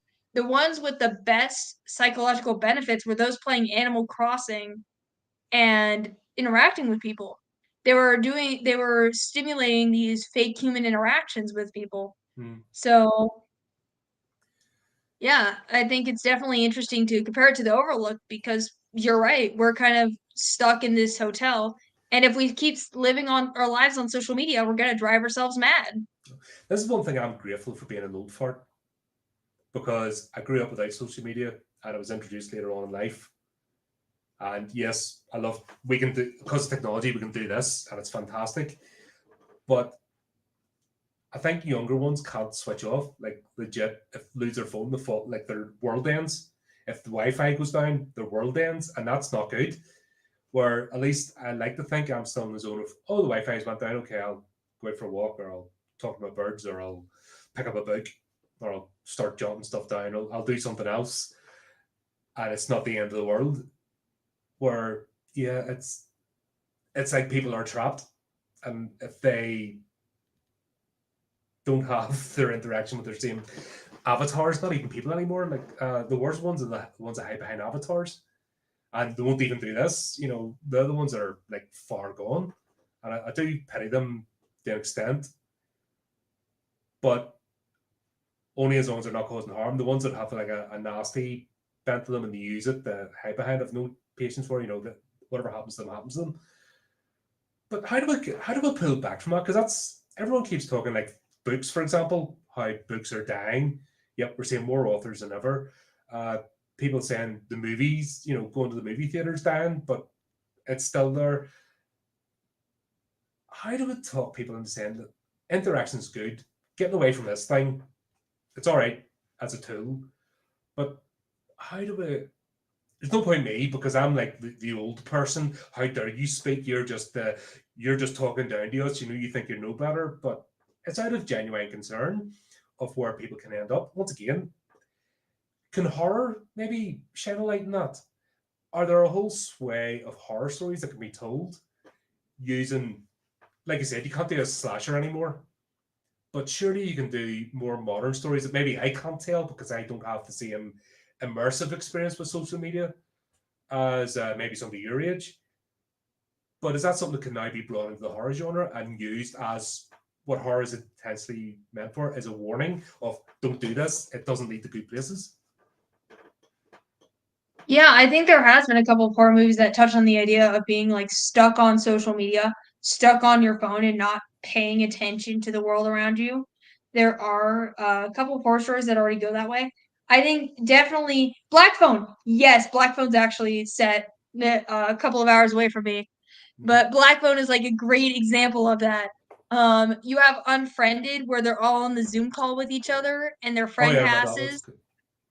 and like their friend like calls back in the Zoom call. I'm like, just turn off the Zoom call. It's not that hard to just yeah, it's not that hard to just turn off the Zoom call and be done with it. Your friend just called back in the Zoom call after you watched a like they've been gone for like weeks. That's the point where you turn off the Zoom call. You don't hit the accept button. Turn off the Zoom call, go outside, you know? I think the problem with I thankfully my parents raised me a lot on it that kind of 80s mentality. So it was a lot of we watched classic movies together as a family. We went out and did things. I grew up loving arcades. I grew up loving malls. I played with toys. I don't think I had a phone until I was 13 for safety reasons. And then Hmm. again, I didn't have social media until I was like 16, 17 years old. And even then I used it rarely. But like if the Wi-Fi goes down, it's not gonna kill me, you know? I can just draw. I can take a nap. I can I can work on poetry in my poetry notebook. It's not gonna be the death of me. compared to some of my peers who, when TikTok got banned here in the US, they went nuts. I was seeing people just go nuts. And at the same time, I'm sitting here, I'm like, I'm fine, I'll check what my local news source to see if there's anything going on, or I'll like write on my computer or schoolwork. That's my biggest gripe is that I love my college. Most of our stuff is online. So you'll have the tests done online. And so if the Wi-Fi goes down, good luck getting your test done. If it goes Mhm. down in the middle of your test, good luck getting it done. I'm like, we need to bring back pencil and paper, please. I will be okay doing a pencil and paper test. Yeah, we always need the backup, and I think it's it's not become a tool; it's become a crutch for some people, and it's actually become a way for people to deny reality and hide from life. And life's not fair. You're always going to meet adversarial people. You're always going to come across situations. Things are going to go wrong, uh, and it's actually building up that resilience. Is why you need to embrace life, and you're not going to do it here. Like I said, this is a tool, nothing more. It's great. It brings people with similar interests and outlooks and stuff together, but also it makes you insular, which is never healthy. Uh, yeah, but should there be more stories though? Have you been thinking yourself maybe of using technology, or is that are you more the because I've seen you sort of go into fantasy and dark fantasy and with your writing and that is that more your bent? And do you think that should be left for someone else? That sort of story isn't in you, or is it maybe like you said you're not feeling reliant on it, so it's not a emotionally you can't get emotionally charged to write the story because you just don't feel it the way somebody else might do. You could maybe can't imagine somebody having that complete reliance on a little square rectangle thing. I say for me, it's an iffy thing. Like, I definitely couldn't write one about social media, but I used to know people who had parasociality, so obsession with a celebrity they like didn't know. Mm-hmm. And so I have a horror story based on like somebody who is parasocial with that celebrity because I've seen it. I've seen it firsthand with people. I've seen it firsthand with there was a girl on social media that was talking about how she has this AI chatbot of this celebrity that she talks to and that she's dating. I'm like, it's not real. Get off your phone. It is not a real thing. And so I looked at that and I said, I have a horror idea. What if somebody I came up with this concept and I'm like, what if somebody's too obsessed? What if somebody gets into that parasocial obsession? Kill the AI. I do agree. Let's get rid of generative AI. I will Pandora's 100% box stand has been behind opened that. now, unfortunately. That's the problem. It's out there. The genie's out of the bottle. So now we've got to work to cope. We can't control it, sadly. I wish we could, but at the same time, it's like we can't control the AI, but what we can do is distinguish it. I was talking about this. I'm in a creative writing class right now, and I was talking about this with my professor. We can tell AI, especially in writing, because it's lacking the human emotion. There is a distinct lack of human emotion. The dialogue's very bland and basic. There's not as much emotion poured into it. And so I feel like you can tell immediately if something's AI because it has a very bland emotion. And I'll say this to Amazon because as somebody who was on Amazon for a while and publishing through Amazon, uh it has been getting really bad with generative AI. You're having to like check boxes saying this is not AI, and if it even suspects you, you get kicked uh off the platform. You have I'm on another a short story app, and it's like, did you use AI in the creation of this work? Did you use AI for any of the art? Did you use AI for Mm-hmm. voice checks? And I'm like, people are using it for voice checks now? It's insane. Like It's everything I write, I'll say it, is 100% mine. All the art you see, all of the writing, all the editing, 100% done by a human. Like spell check is like the most I do. That's it. once again, there's a difference between something as a tool, even like we're talking about social media. There's one thing as a tool to help. Like I might use AI for a concept and then go to an artist, go, right, can you do this? This is sort of what I want, but I want a bit more like this. Because I draw a stick man and I can't draw for shit. And I understand that. So uh, I'll try and sort of type something in or use another image and change it a bit and then go like, this is what I want. Yeah, that's what we were talking about actually when we did we had our first anthology published there, based from contributors to the podcast, and that was one of the conversations AI, and the 8 writers and I knew 4 or 5 of them, who have contributed to the show regularly. They'll be one of them, and I can tell who's writing what. I can see their flavor. I know if it's like if they'll give me a piece that was written by AI, I would know because it's not her writing. Same as Steve, if Steve wrote something, it was by AI, I would know because it's not his. You kind of get to know the person and what they produce. I don't think you can quantify that. That's just part of the mystery of being a human, isn't it? Like we are a bundle of chemical reactions and electrical impulses. How we work is a mystery, and I don't think we'll ever get the answer. And it's one of the eternal questions to try and figure that out. But with all that, we each have our own individual voice, and another human recognizes it.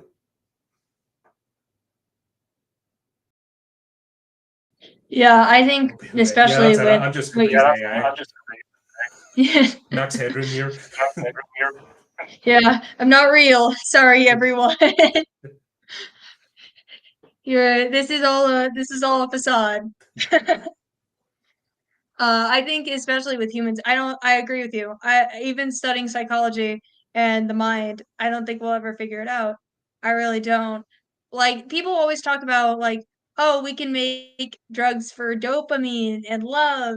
And I'm like, no, because in high doses it's really, really bad for you. We will never fully figure out, what a real dose of love is gonna be in a human body. We will never fully figure out how everything works. And I think that's just going to be one of life's mysteries. Like we can get close, but I don't think we'll ever fully get it. As much as I hate to say it. Yeah.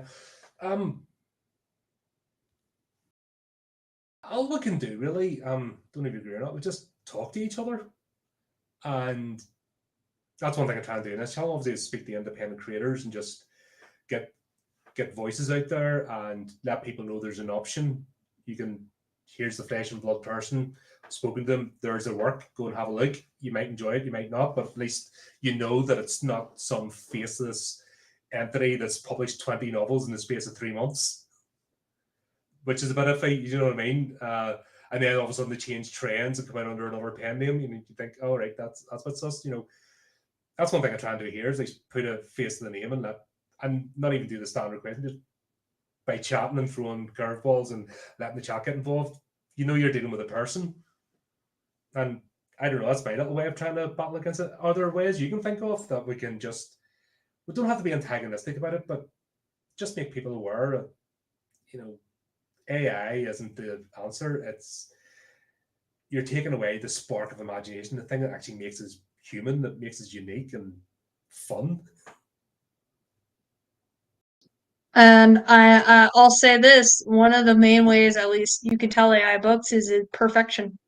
Mm-hmm. You're gonna find errors in a human book, even if it's like a dialogue thing that you're not used to, or maybe a misplaced comma, misplaced period. That's we can't catch everything, Mm-hmm. and I think that's what makes us inherently human. Yeah, and that maybe contributes to somebody's voice. They might do that all throughout their book, so it's consistent. It's the way they write, the way they express themselves. Yeah, it's not Queen's English, or King's English now. Sorry, but they you can tell what they're trying to communicate. You can tell you're dealing with a person. And you can appreciate them or not. At least you have that choice. what would you say to someone that they want to create and will have so much opportunities, but also it's quite overwhelming as well. I think the whole indie sphere, the fact that you can put a book out tomorrow doesn't mean you're going to get seen. Because everybody's doing it, and like I think there's something like 100,000 books produced every day, brand new. Like that's a scary number. If you put 100,000 people into a stadium, like it'd be overwhelming. What would you say to somebody that might be hesitant about becoming a creator and they don't know whether or not to take that first step? I'd say I go for it. I think everyone has a story to tell, and it just takes the person to straight up be like, yes, and tell that story. I think, especially with people, you need to consider that, you might not get seen, or you might only have your family read it, but if your family thinks it's incredible, or if one person sees it and is like, this is great, then you've done your job as a creator. You've done all you can do. Mm-hmm. And if you're hesitant because you're worried about promotions, I'd say interviews, Comic Con, put in and you just gotta go for it. You gotta, and like Adam's saying, don't create for anyone else. Don't create because it's a trend. Don't create because it's an industry thing. Create it because it's your story. Don't don't create it because, oh, well, romantasy is trending and I'm going to write a romantasy book because of it. Mm-hmm. No, create something that you have made yourself and you're like, even though it's not popular right now, I'm going to put it out there and see what happens. Yeah, no, it's a good thing. I think if you're a creative person, you have that need. You have to do something, and I think, especially social media, you get this sort of fake persona or fake expectation that you're going to be super mega rich. That's tip of the spear, like 1% of people that not even 1%. It's like probably 0.03% or something that people that actually are living the lavish lifestyle, and 90% of the people even doing it, like top influencers, are faking it. They're not what they say they are. But I think once again, back to the Overlook Hotel, the demons are coming at you.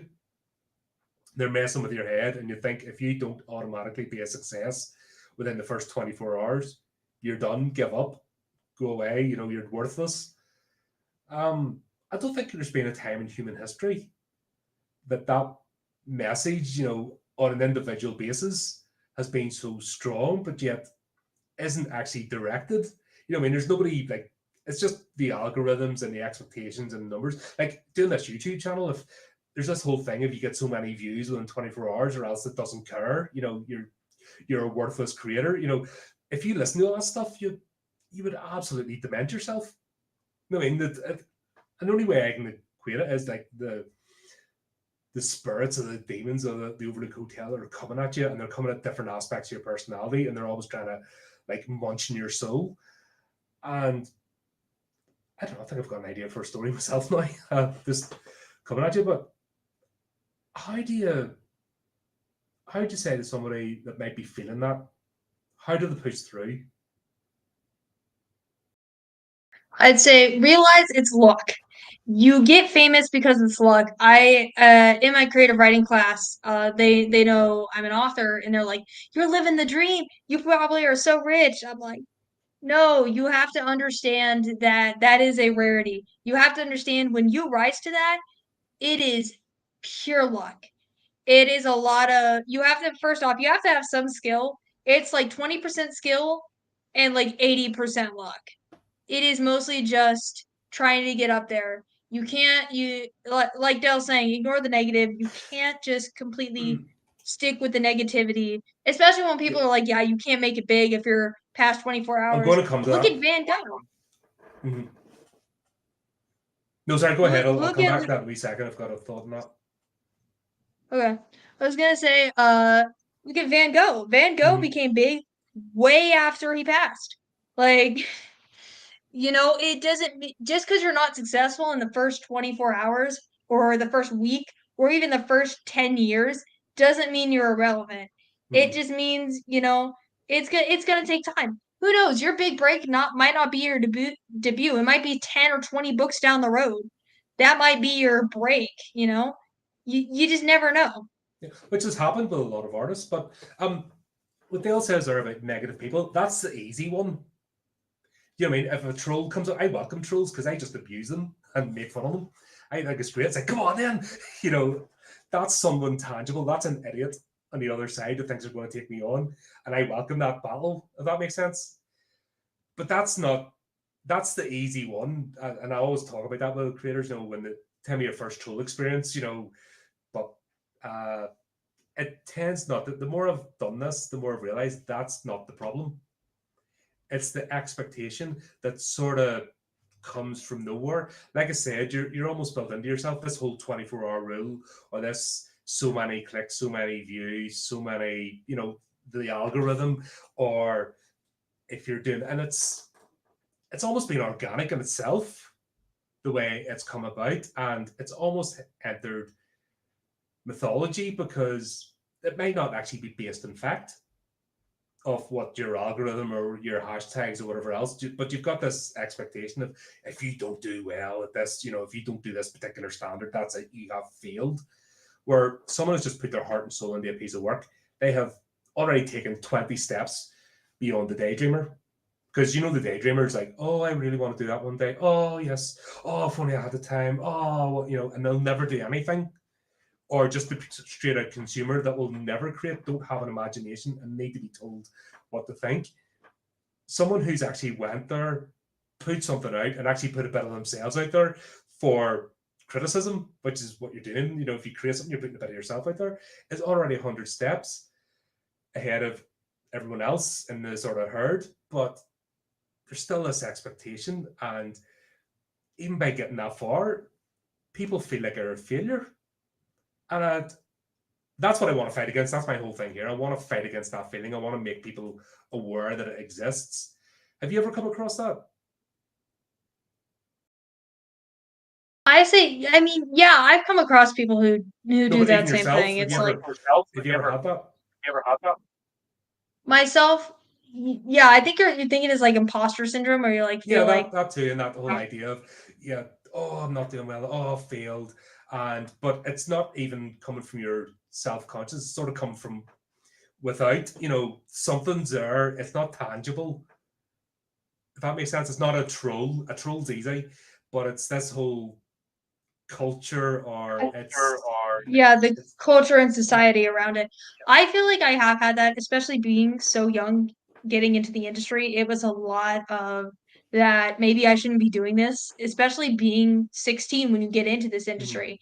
You know, you're you know, you're a young kid, you're walking around doing these, you know, interviews, going to these Comic Cons, and people are like, "You're writing horror, really?" It's very much so there is a little bit of a cultural stereotype, and I have faced it definitely, with the whole age thing. But I feel like once you realize you start seeing support from other people, you start seeing that support system, it kind of essentially, while it's still there in the back of your mind, it fades because you look at it and you're like, this is what I've done. That's Mhm. how I got over it. It was a lot of I would be like, oh, you know, maybe I shouldn't be doing this. I'm really nervous. But then I'm like, people like me for me. People like me for my creation. Even if it's, you know, for a while my first readers were my family and then it branched out and blew up. Like my family, you know, supported me unconditionally, and having that support system are kind of there, even if it's friends, even if it's family, even if it's coworkers, was a lot of big thing. You stop apologizing people writing horror as a female. Yeah, there is a lot of stereotypes, I will admit, being uh, uh, kind of off female, or even like in my case non-conforming. There are a lot of cultural stereotypes with that too. So yeah, you do, like you said, yeah, just don't apologize for being you. I feel like you can't apologize for being you. Mhm. There's no need to. This is who you are. You're a horror creator, and I mean, I would say, fuck what society says. Yeah. Like, I just think it's funny that it took the old misogynist here, the devil himself, to actually say, get out and do it. You know what I mean? I just think that's hilarious. In the current culture, I'm the most evil thing to exist. And yet I'm like, nah, just be you. No, that's always been my thing to say, is just be you. If you rub people up the wrong way with it, it's how you come across. If you're coming across combative and, well, what about it? Well, guess what? Fuck you. That's the instant response most people will give. And that's back to the sensitivity readers, the virtue signalers. I'll always say to any woman, beware the male feminist. If somebody tells you you're a male feminist, run like fuck, because you will find yourself chained up in the basement before you realize it. Because it's those sort of people that are hiding their darkness, are trying to go from I'm a nice person, really. They're the ones you have to watch out for.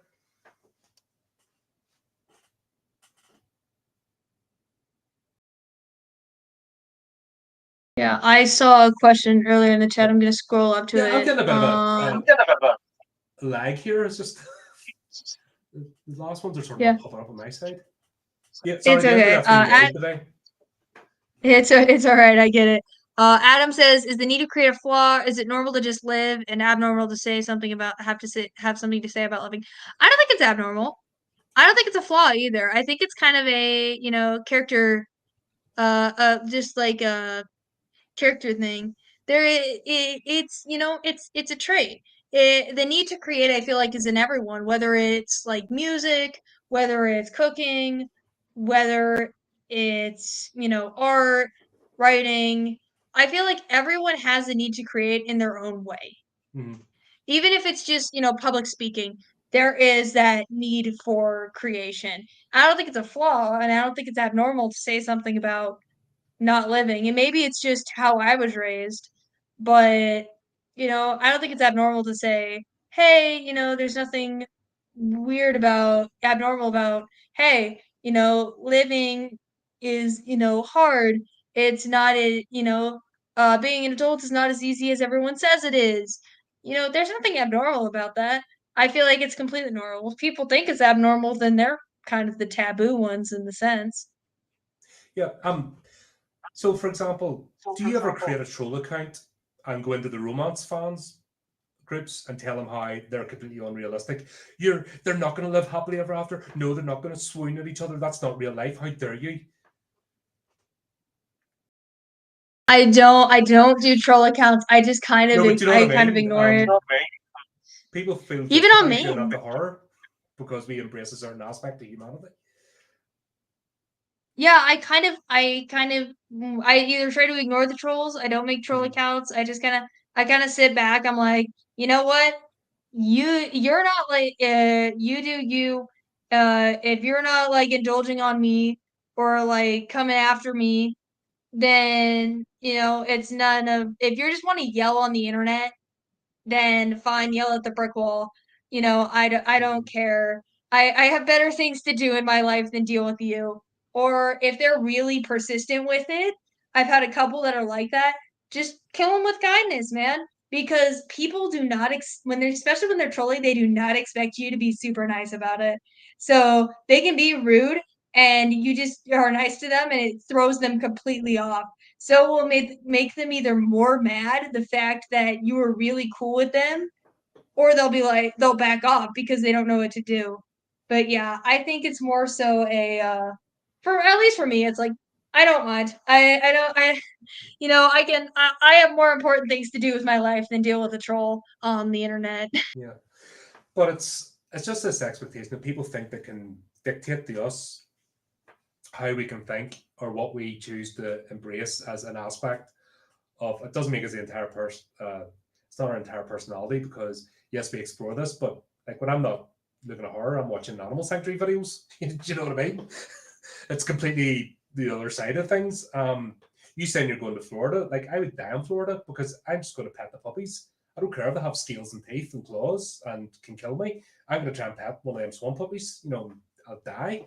I know that. That's how I'll go one day. I'm going to pet something I shouldn't. I fully embrace that.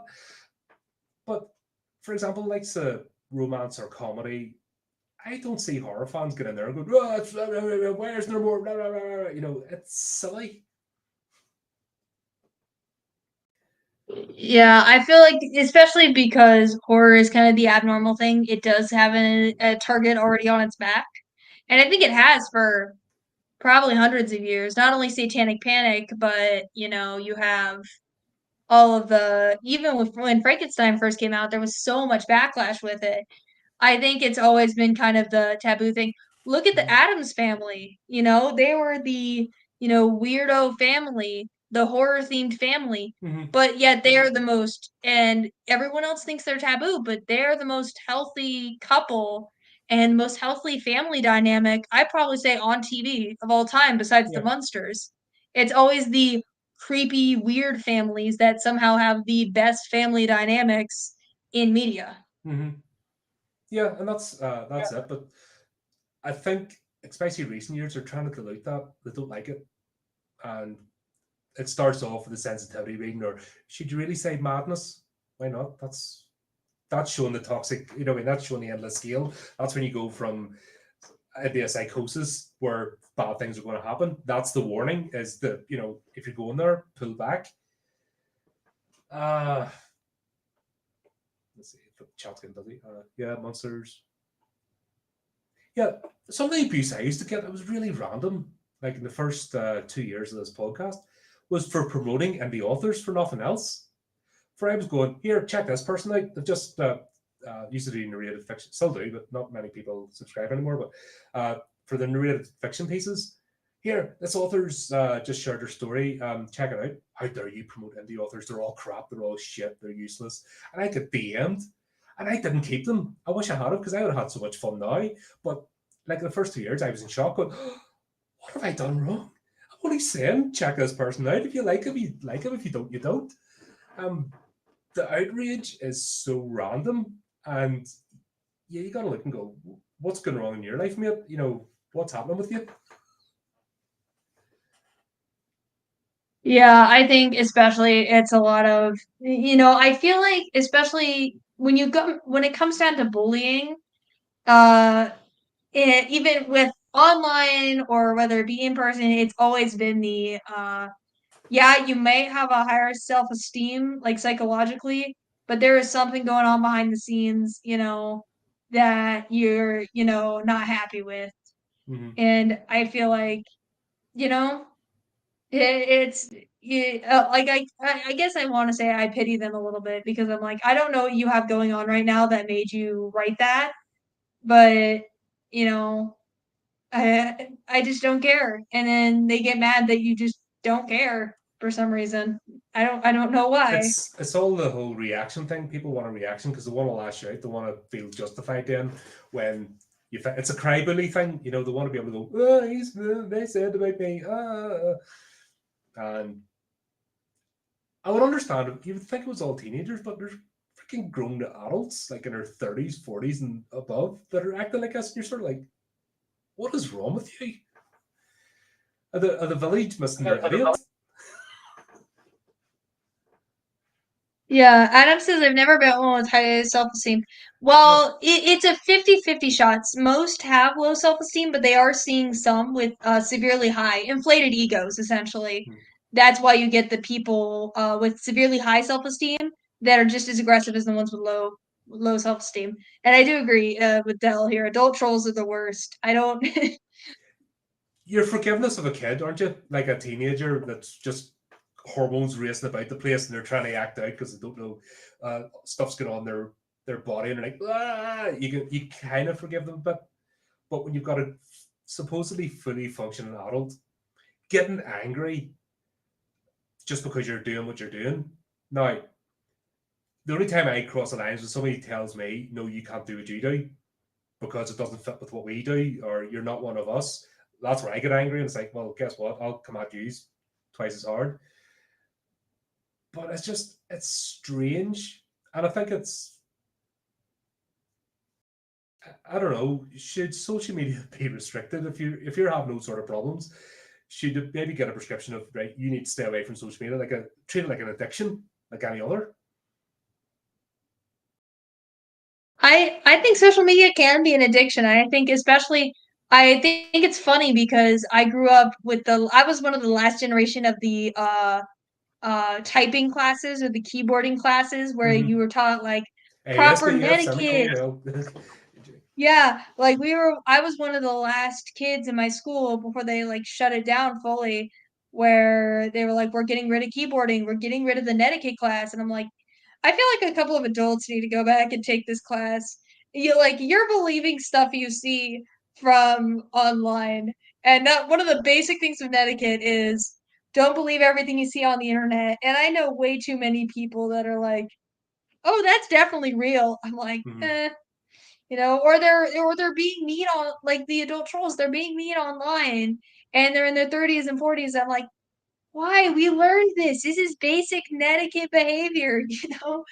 I feel like it's some or there's people online that just like to start drama for no reason Mm-hmm. and they'll admit it.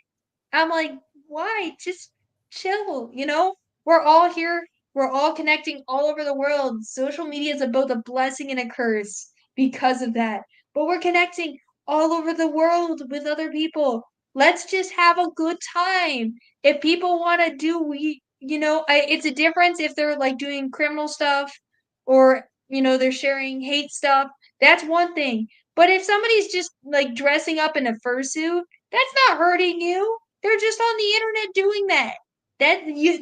Somebody dancing around in a dog suit is not gonna kill you. Like, Yeah, it's when they tell you if you don't dress up in a dog suit as well, you're a horrible human being. Then it's like, really, that kid? No. That's where both sides have to learn if I can draw the line. Um, yeah, I suppose we should talk a bit more about your writing and your creations because we've kind of gone all over the place here, which is, I warned you before we started, this is what happens. You'll be here 5 hours later going, oh my God, will you ever let me go? But I'll try and sort of wrap up. So, just quickly, the the Woods. I know I haven't got the other two bits yet, but you're meant that to be the start of the Hellband Chronicles. Is that still a plan? yeah. So the Hellbent Chronicles there was so many delays in the work for it. It was the first one, and then it was going to be the second one in 2020, Mm-hmm. and then COVID hit, and then 2021 and 2022, the editing stuff just kept getting delayed, and then the copyright office was still being weird, and then when it came to 2023, I took a break fully from writing and from cons for a personal reason, and so I was like completely off. And then last year, I finally decided to get back to it and get back to basically revamping it. So it's still the plan. I still have everything's already planned out, ready to go. Mm-hmm. The second one is mostly written. It's just in revamp right now. Right. So, But without yeah, I mean, spoilers, it's are these loosely connected stories, or are you carrying characters across to make it like one narrative? What's the plan for it? a little bit of both. I do have this. You have the same cast of characters Mm-hmm. coming back once again. I'm aging them up, so it's a year later in the second one, and then another year later in the third one. So it does age up. The story ages with the characters, Mm-hmm. and at the same time, I do want to continue to keep kind of the same villain idea. I'm trying to keep that concept going. I'm still trying to fully establish the second one and tie in the monster from the second one to the first. Mm-hmm. But yeah, it's gonna go full. It'll go around. It'll go around. Oh, cool. Um, I mean, when you created your anthology, Chills and Thrills, I know when I try to do an anthology, I like to have a central theme, ties them all together, even if it's something I create or if it's I have contributors for. I like a theme with an anthology rather than just random stories. Do you go along with that, or is it basically here's 10 stories I have? No, I want to put them together into something like sort of books of blood type thing. Yeah, it was really a mashup. It's getting pulled for a revamp because I was so mad with it. It was supposed to be a YA anthology, Hmm. and that was the plan for it. But then I put one story in it that it got trimmed from around 60K down to 5K, and it rushed through it, and it was supposed to be much gorier. And because of the gore that was already in it, it had to be bumped to an adult level. It was a whole thing. So it's getting pulled and revamped probably here within the next few Hmm. weeks. I'm gonna pull it and start on the revamp for it because that I've decided to fully take the short story since it was going to be so long anyway Hmm. and just make it into its own thing because it was supposed to be a lot more body horror, a lot gorier. Okay, let's see. Adam asked, what differentiates you from other authors in the genre? Um I like to say my style. I think my style is definitely at least I've been told it's pretty unique. I take a lot of inspiration from other people. I take a lot of body horror inspiration from Junji Ito, probably one of my favorite manga creators of all time. Then I take a lot of horror elements from Stephen King, but I like the gothic and setting elements of Edgar Allan Poe as well. So Hmm. I like to mix that all in there, and I feel like my characters definitely stand out a lot because as I've been told they're a lot more human. I I think they're just a lot more human than a lot of other things because as I love all my other authors. I think other authors can do it great, but I think my background I'm going to be a little egotistical here. I think my background in psychology allows me to understand a lot more about what's going on in a character's brain Hmm. that a lot of authors, they can see what's going on in their character's brain, but a lot of my work uses actual diving into psychological techniques Hmm. that I've learned over the years that I've been in this degree. So I think yeah, I think that's kind of the thing. And then Adam asks, "Are you ever finished with a story, and when should you walk away?" Yes and no. I feel like I do have stories that end, like it happens and then it ends, but at the same time, I feel like once I get to the point that it's over, when I know it's over when I look at it and I'm like, I can't add anything onto this. There is that resolution at the end, and I could do an epilogue.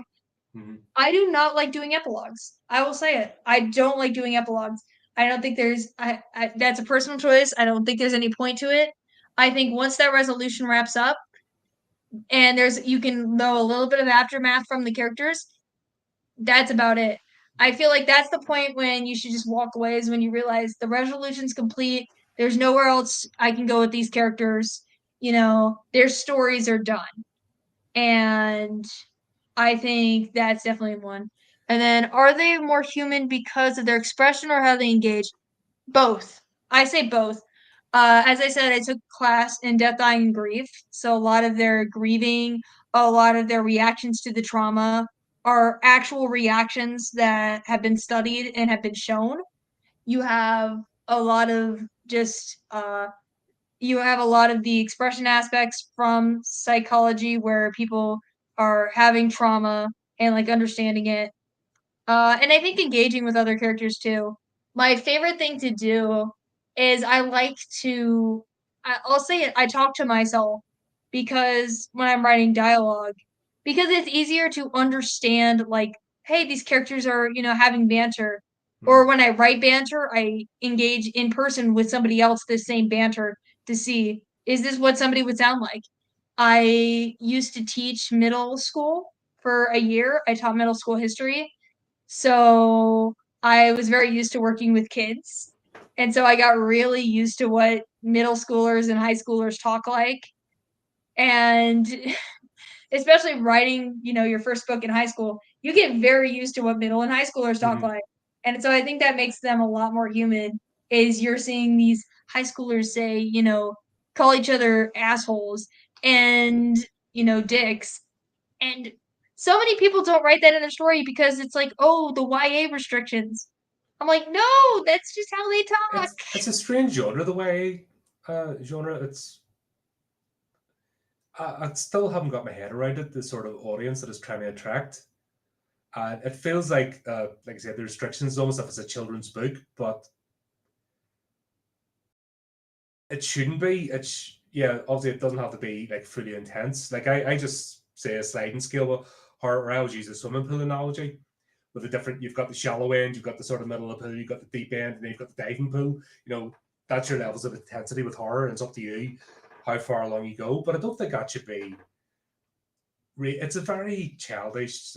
Once again, putting everybody in the boxes. You're this age, you could handle this. Well, there's people there that can handle much darker stuff, but there's also people older that can't handle what a young adult would. It's all down to personality, and I think they've got this categorization thing wrong. And I'm somebody that grew up or started up a career working with databases and applying hashtags and metadata, so I understand about categorizations. But I think when you apply it to fiction and art, that's where the two don't really meld. And I think because everyone's trying to put it into a database now, so it's searchable, it's maybe where it's kind of went against. It's become the antithesis of creativity. Yeah, I think we need to go back to just saying I always do like minimum age. I say minimum age is 16 on the woods because it does have some of those Mm-hmm. gorier scenes. But like if you want to read it younger, I'm not the book police. Like Yeah. I'll say it. Yeah. And yeah, a lot of teens read adults, so I don't like how I grew up reading YA in middle school and right before I started writing The Woods. And I realized a lot of it is really watered down. It's very much so, oh, it's very watered down. It's not as much adult and it doesn't have a lot of adult themes. And I'm like, so many teens are like getting into that adulthood thing, you know? They're saying there are 5 age categories now, including one for college students that are getting into adulthood, you know? It's definitely the age range. I feel like it needs to be like an age like minimum. I think we need to start going back to what they call the citrus scale. Mm-hmm. That needs to come back in full. Like, are we going full like because you can have like an adult book with like a sex scene in it compared to a full erotica, and yet somehow they're in the same section for some Erotica reason. is hilarious. I can't take erotica seriously. I haven't read I one I yet can without I busting out can laughing. never get through it. I've tried looking into an erotica that I saw was popular, a horror one. I got about 3 pages and I was like, I can't do it. I can't do Oh, it. I feel so bad because I get books to review every so often, and I got an erotica one, and I just ripped it to shreds. And it's one of the lines that just broke me. She climbed upon his love rocket, and that was me. I was done. I was on the floor. I was just like, bah! That was it. Look, Erotic sometimes vampires. sometimes sometimes synonyms are not a good thing, people. No, I. I've seen some I saw some pretty bad horror erotica, like really bad.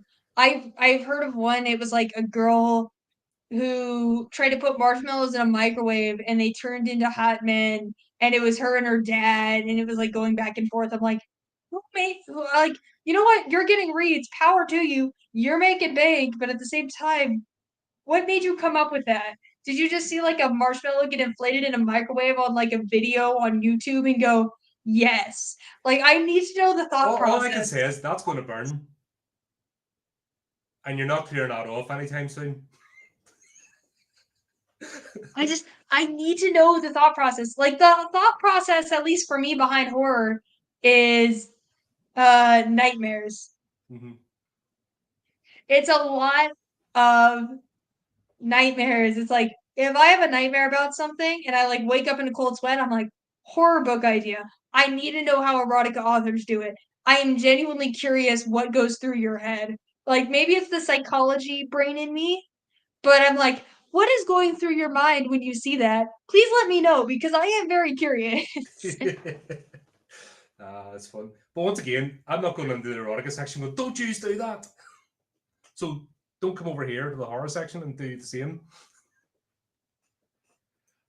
Oh god, yeah, yeah. The director fell out with me over that review. I got a screener, and he actually fell out with me because of my review. That was hilarious. I take that as a moment to like.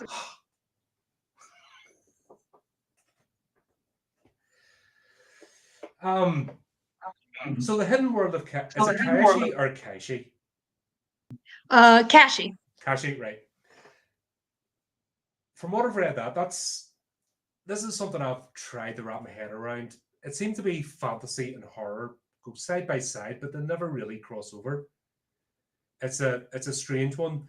You can make dark fantasy and have some grim stuff, but it's always going to be dark fantasy. It never becomes horror, and it's something that there's a thing I'm working on at the moment, and I can't get it to cross that out of the dark fantasy realm into horror. How do you know when one line is merging into the other? Like, it starts off as maybe you're using fantasy, you're using supernatural beings. When does it start that sort of smudging of the line that it goes into horror? Do you recognize when it happens, or is it afterwards? For me, it's the recognition. I can see when it happens. So Kashi was written, it was my first thing I ever wrote. And then I had a lot of stuff happen in my life, and I started having recurring nightmares, hence how the woods came to be. And it was really interesting because like I started realizing like especially after writing Cashy and after writing The Woods and with the nightmares, it started being very much horror elements, you know? It was started being the fantasy book turned into, oh, we're in a, nightmare situation. It's a dystopian. I have one that I published a while ago, and then I took it down for revamps. I'm doing a lot of revamping right Mm-hmm. now. Uh, it it was a uh, it was a apocalyptic. It was supposed to be an apocalyptic dystopian, and then it fell somewhat into the fantasy realm. Mm-hmm. And so that's where that kind of came from. And Adam asked, should you worry about genre while writing? I say no. I do not worry about genre until way later. Like after I'm what they call a plotter, so I plot out my story. After I read through it, then I figure out what genre it is. I do not touch genre until like the last thing to go because there's so many subgenres too. So I thought The Woods was straight horror for years, and Mm-hmm. then I learned what Southern Gothic horror is and realized it was Southern Gothic horror. And then Kashi's actually not fantasy, it's portal fantasy. It's so many subgenres. I'm like, I fight with it after it's done. Like I'll fight with the demographics once it's done. Yeah, it's because that's where you get trapped as well. If you get known as a horror author, and then if you just have this story that you have to tell, like what that's the being of being a creator, isn't it? There's something rattling about there, and it has to get from here out somehow, or else it's going to drive you nuts. But it doesn't fit into that genre. It's almost like you're doing harm against yourself because people are like, you're meant to be this. What are you doing this for? Is there a way without going into like 20 different pen names and having one book in each? Is there a way to sort of let people know here, this is what I do? Or is that all about your voice? As long as your voice is strong throughout your work, people will appreciate you for you. And whether you go into like somebody can pick up a young adult book and appreciate just as much as a full blown adult horror. I think yes. I think it just, there are people that want to use pen names to separate themselves, and that's great. But in my opinion, I mean, if you have a voice, you have a fan base, people are going to read it. It's not really a matter of what you write. And even still, you might get new readers that are like if I go a little bit into yeah, if I go a little bit into romance, then I'll have people who want romance, but they might actually get into my horror stuff from reading Mm-hmm. my romance stuff. It's gonna it just it completely depends on the person, I feel like. Dell says genre should be the first Yeah. thing. I I think it really depends what you mean. Like in my case, I do concepts and then plots. So before I actually start the writing, yes, I do know what genre it's gonna be, you know? I know what genre it's going to be before I start writing the actual book. Hmm. But when it comes to concepts and planning, that is when I don't know what genre it's going to be. I feel like I have to know what I want to happen first before I can safely say this is going to go sci-fi, this is going to go horror in the book. If that makes sense to you. Yeah. So there's a story I did ages ago. The Trapeze, and I wanted it to be supernatural horror. I wanted it to be paranormal. But as I went along the story, it became sci-fi horror because that's just the way the story took me. It started off with visitations and dreams and so forth, and then as I went along the story, it just evolved in its own thing, and it actually became aliens at the end. How it got there, I don't know to this day, but it's just, yeah, it started off with a plan, but it didn't end up that way because that's not the story led me. Do you ever find that the story takes you places that you might be trying to control it at the start, but then sometimes it just takes over? Yeah, I think it does evolve. It definitely does. There has been multiple times where I've been writing something and I'm like, oh, this is turning into fantasy. Oh, this fantasy is quickly turning into straight horror, you know? It's like the fantasy elements I wanted there kind of became I had one and it was very much it started out as going to be a dark fantasy and then I kind of went, oh, I don't like the fantasy elements there and scrapped it. I'm like, oh, this is full horror now. Mhm. Yeah, you don't really know till you start. You can have a plan, but it's once you. I think that's where the emotion comes in, as opposed to being clinical and sort of planning everything out. Need a wee break at times, yeah. My problem is I take like 6 months breaks at a time. That's why I have hardly anything out. It's like, oh, I'll take a wee break. Oh, right, here's another 20 videos or streams to do.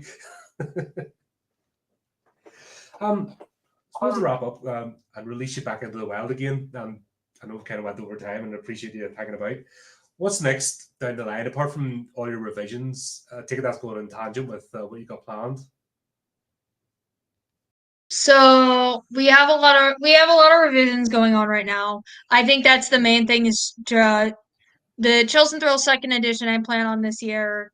I want to try Coming of Age this year that I've been working on, and I'm working on it for this class. So I'm hoping to get that out around the summertime. And then the Mountains is I plan on releasing in the winter. And then I have my Comic Con that'll be coming up. MegaCon Orlando in Florida talking about horror and psychology Mm-hmm. in a couple weeks. That'll be fun. A lot of research stuff, mostly research stuff. As much as I hate to say it, it's a lot of work. Adam says, "Do you feel like you're in control of your writing, or sometimes surprised by what you create, wondering where it comes from?" Both. Sometimes I'm in full control. Other times the characters just kind of take over. Working on the woods, it was a lot of, oh, I can control the setting. But when it came to like Chris's banter and stuff, it came naturally. It felt like I wasn't even writing it. It felt like the character basically had taken over and just started writing his own thing out. Mm-hmm. And so I feel like it's a mixture of both. Sometimes I'm surprised. Sometimes I'll like write something, especially like 4 in the morning. I'll be tired and write something. And then I wake up and I look at it and I'm like, man, I did not remember writing that, but it's really good or it's really bad. It just completely depends. But yeah, I think like the plan right now, going back to the revision thing, the plan right now is just revisions for now. Now that could change anytime. You know, that's always the fun of writing. You never know what's gonna happen. I do have a couple of anthology releases. A couple of cosmic horror poem. It's a cosmic horror poem that's been featured in 2 anthologies now. That should be coming in a couple of weeks. Mm-hmm. I did a collaboration on that one and that will be fun. So yeah, I feel like that's right now everything. I'm trying to think. We don't have a lot planned for 2025 yet. It'll figure itself out. It's Just still wing early in the year. I got 11 months. it. That's all. Come December, like, oh, I need to get everything finished. Well, Natalia, just wrap up. Thanks very much for coming on board. This has been a laugh and great chat, by the way. And thanks for going along with the tangents. And I'm glad the internet behaved itself because we're a bit worried at the beginning there. Thanks everyone for turning up in the chat. It's always great to have you. And you lurkers up there, I see you. Join in as well. You can say hello. There's other people turn up and they never like join in and say hello. We don't buy. We'll say hello back. Honestly, we'll make you famous. He'll put you up on the screen. But as always, Natalia's link is in the description, so go check out her work. And just leaves me to say, until next time, keep updated with the channel, do those type of tricky things, and remember to keep it creepy, keep it horrific.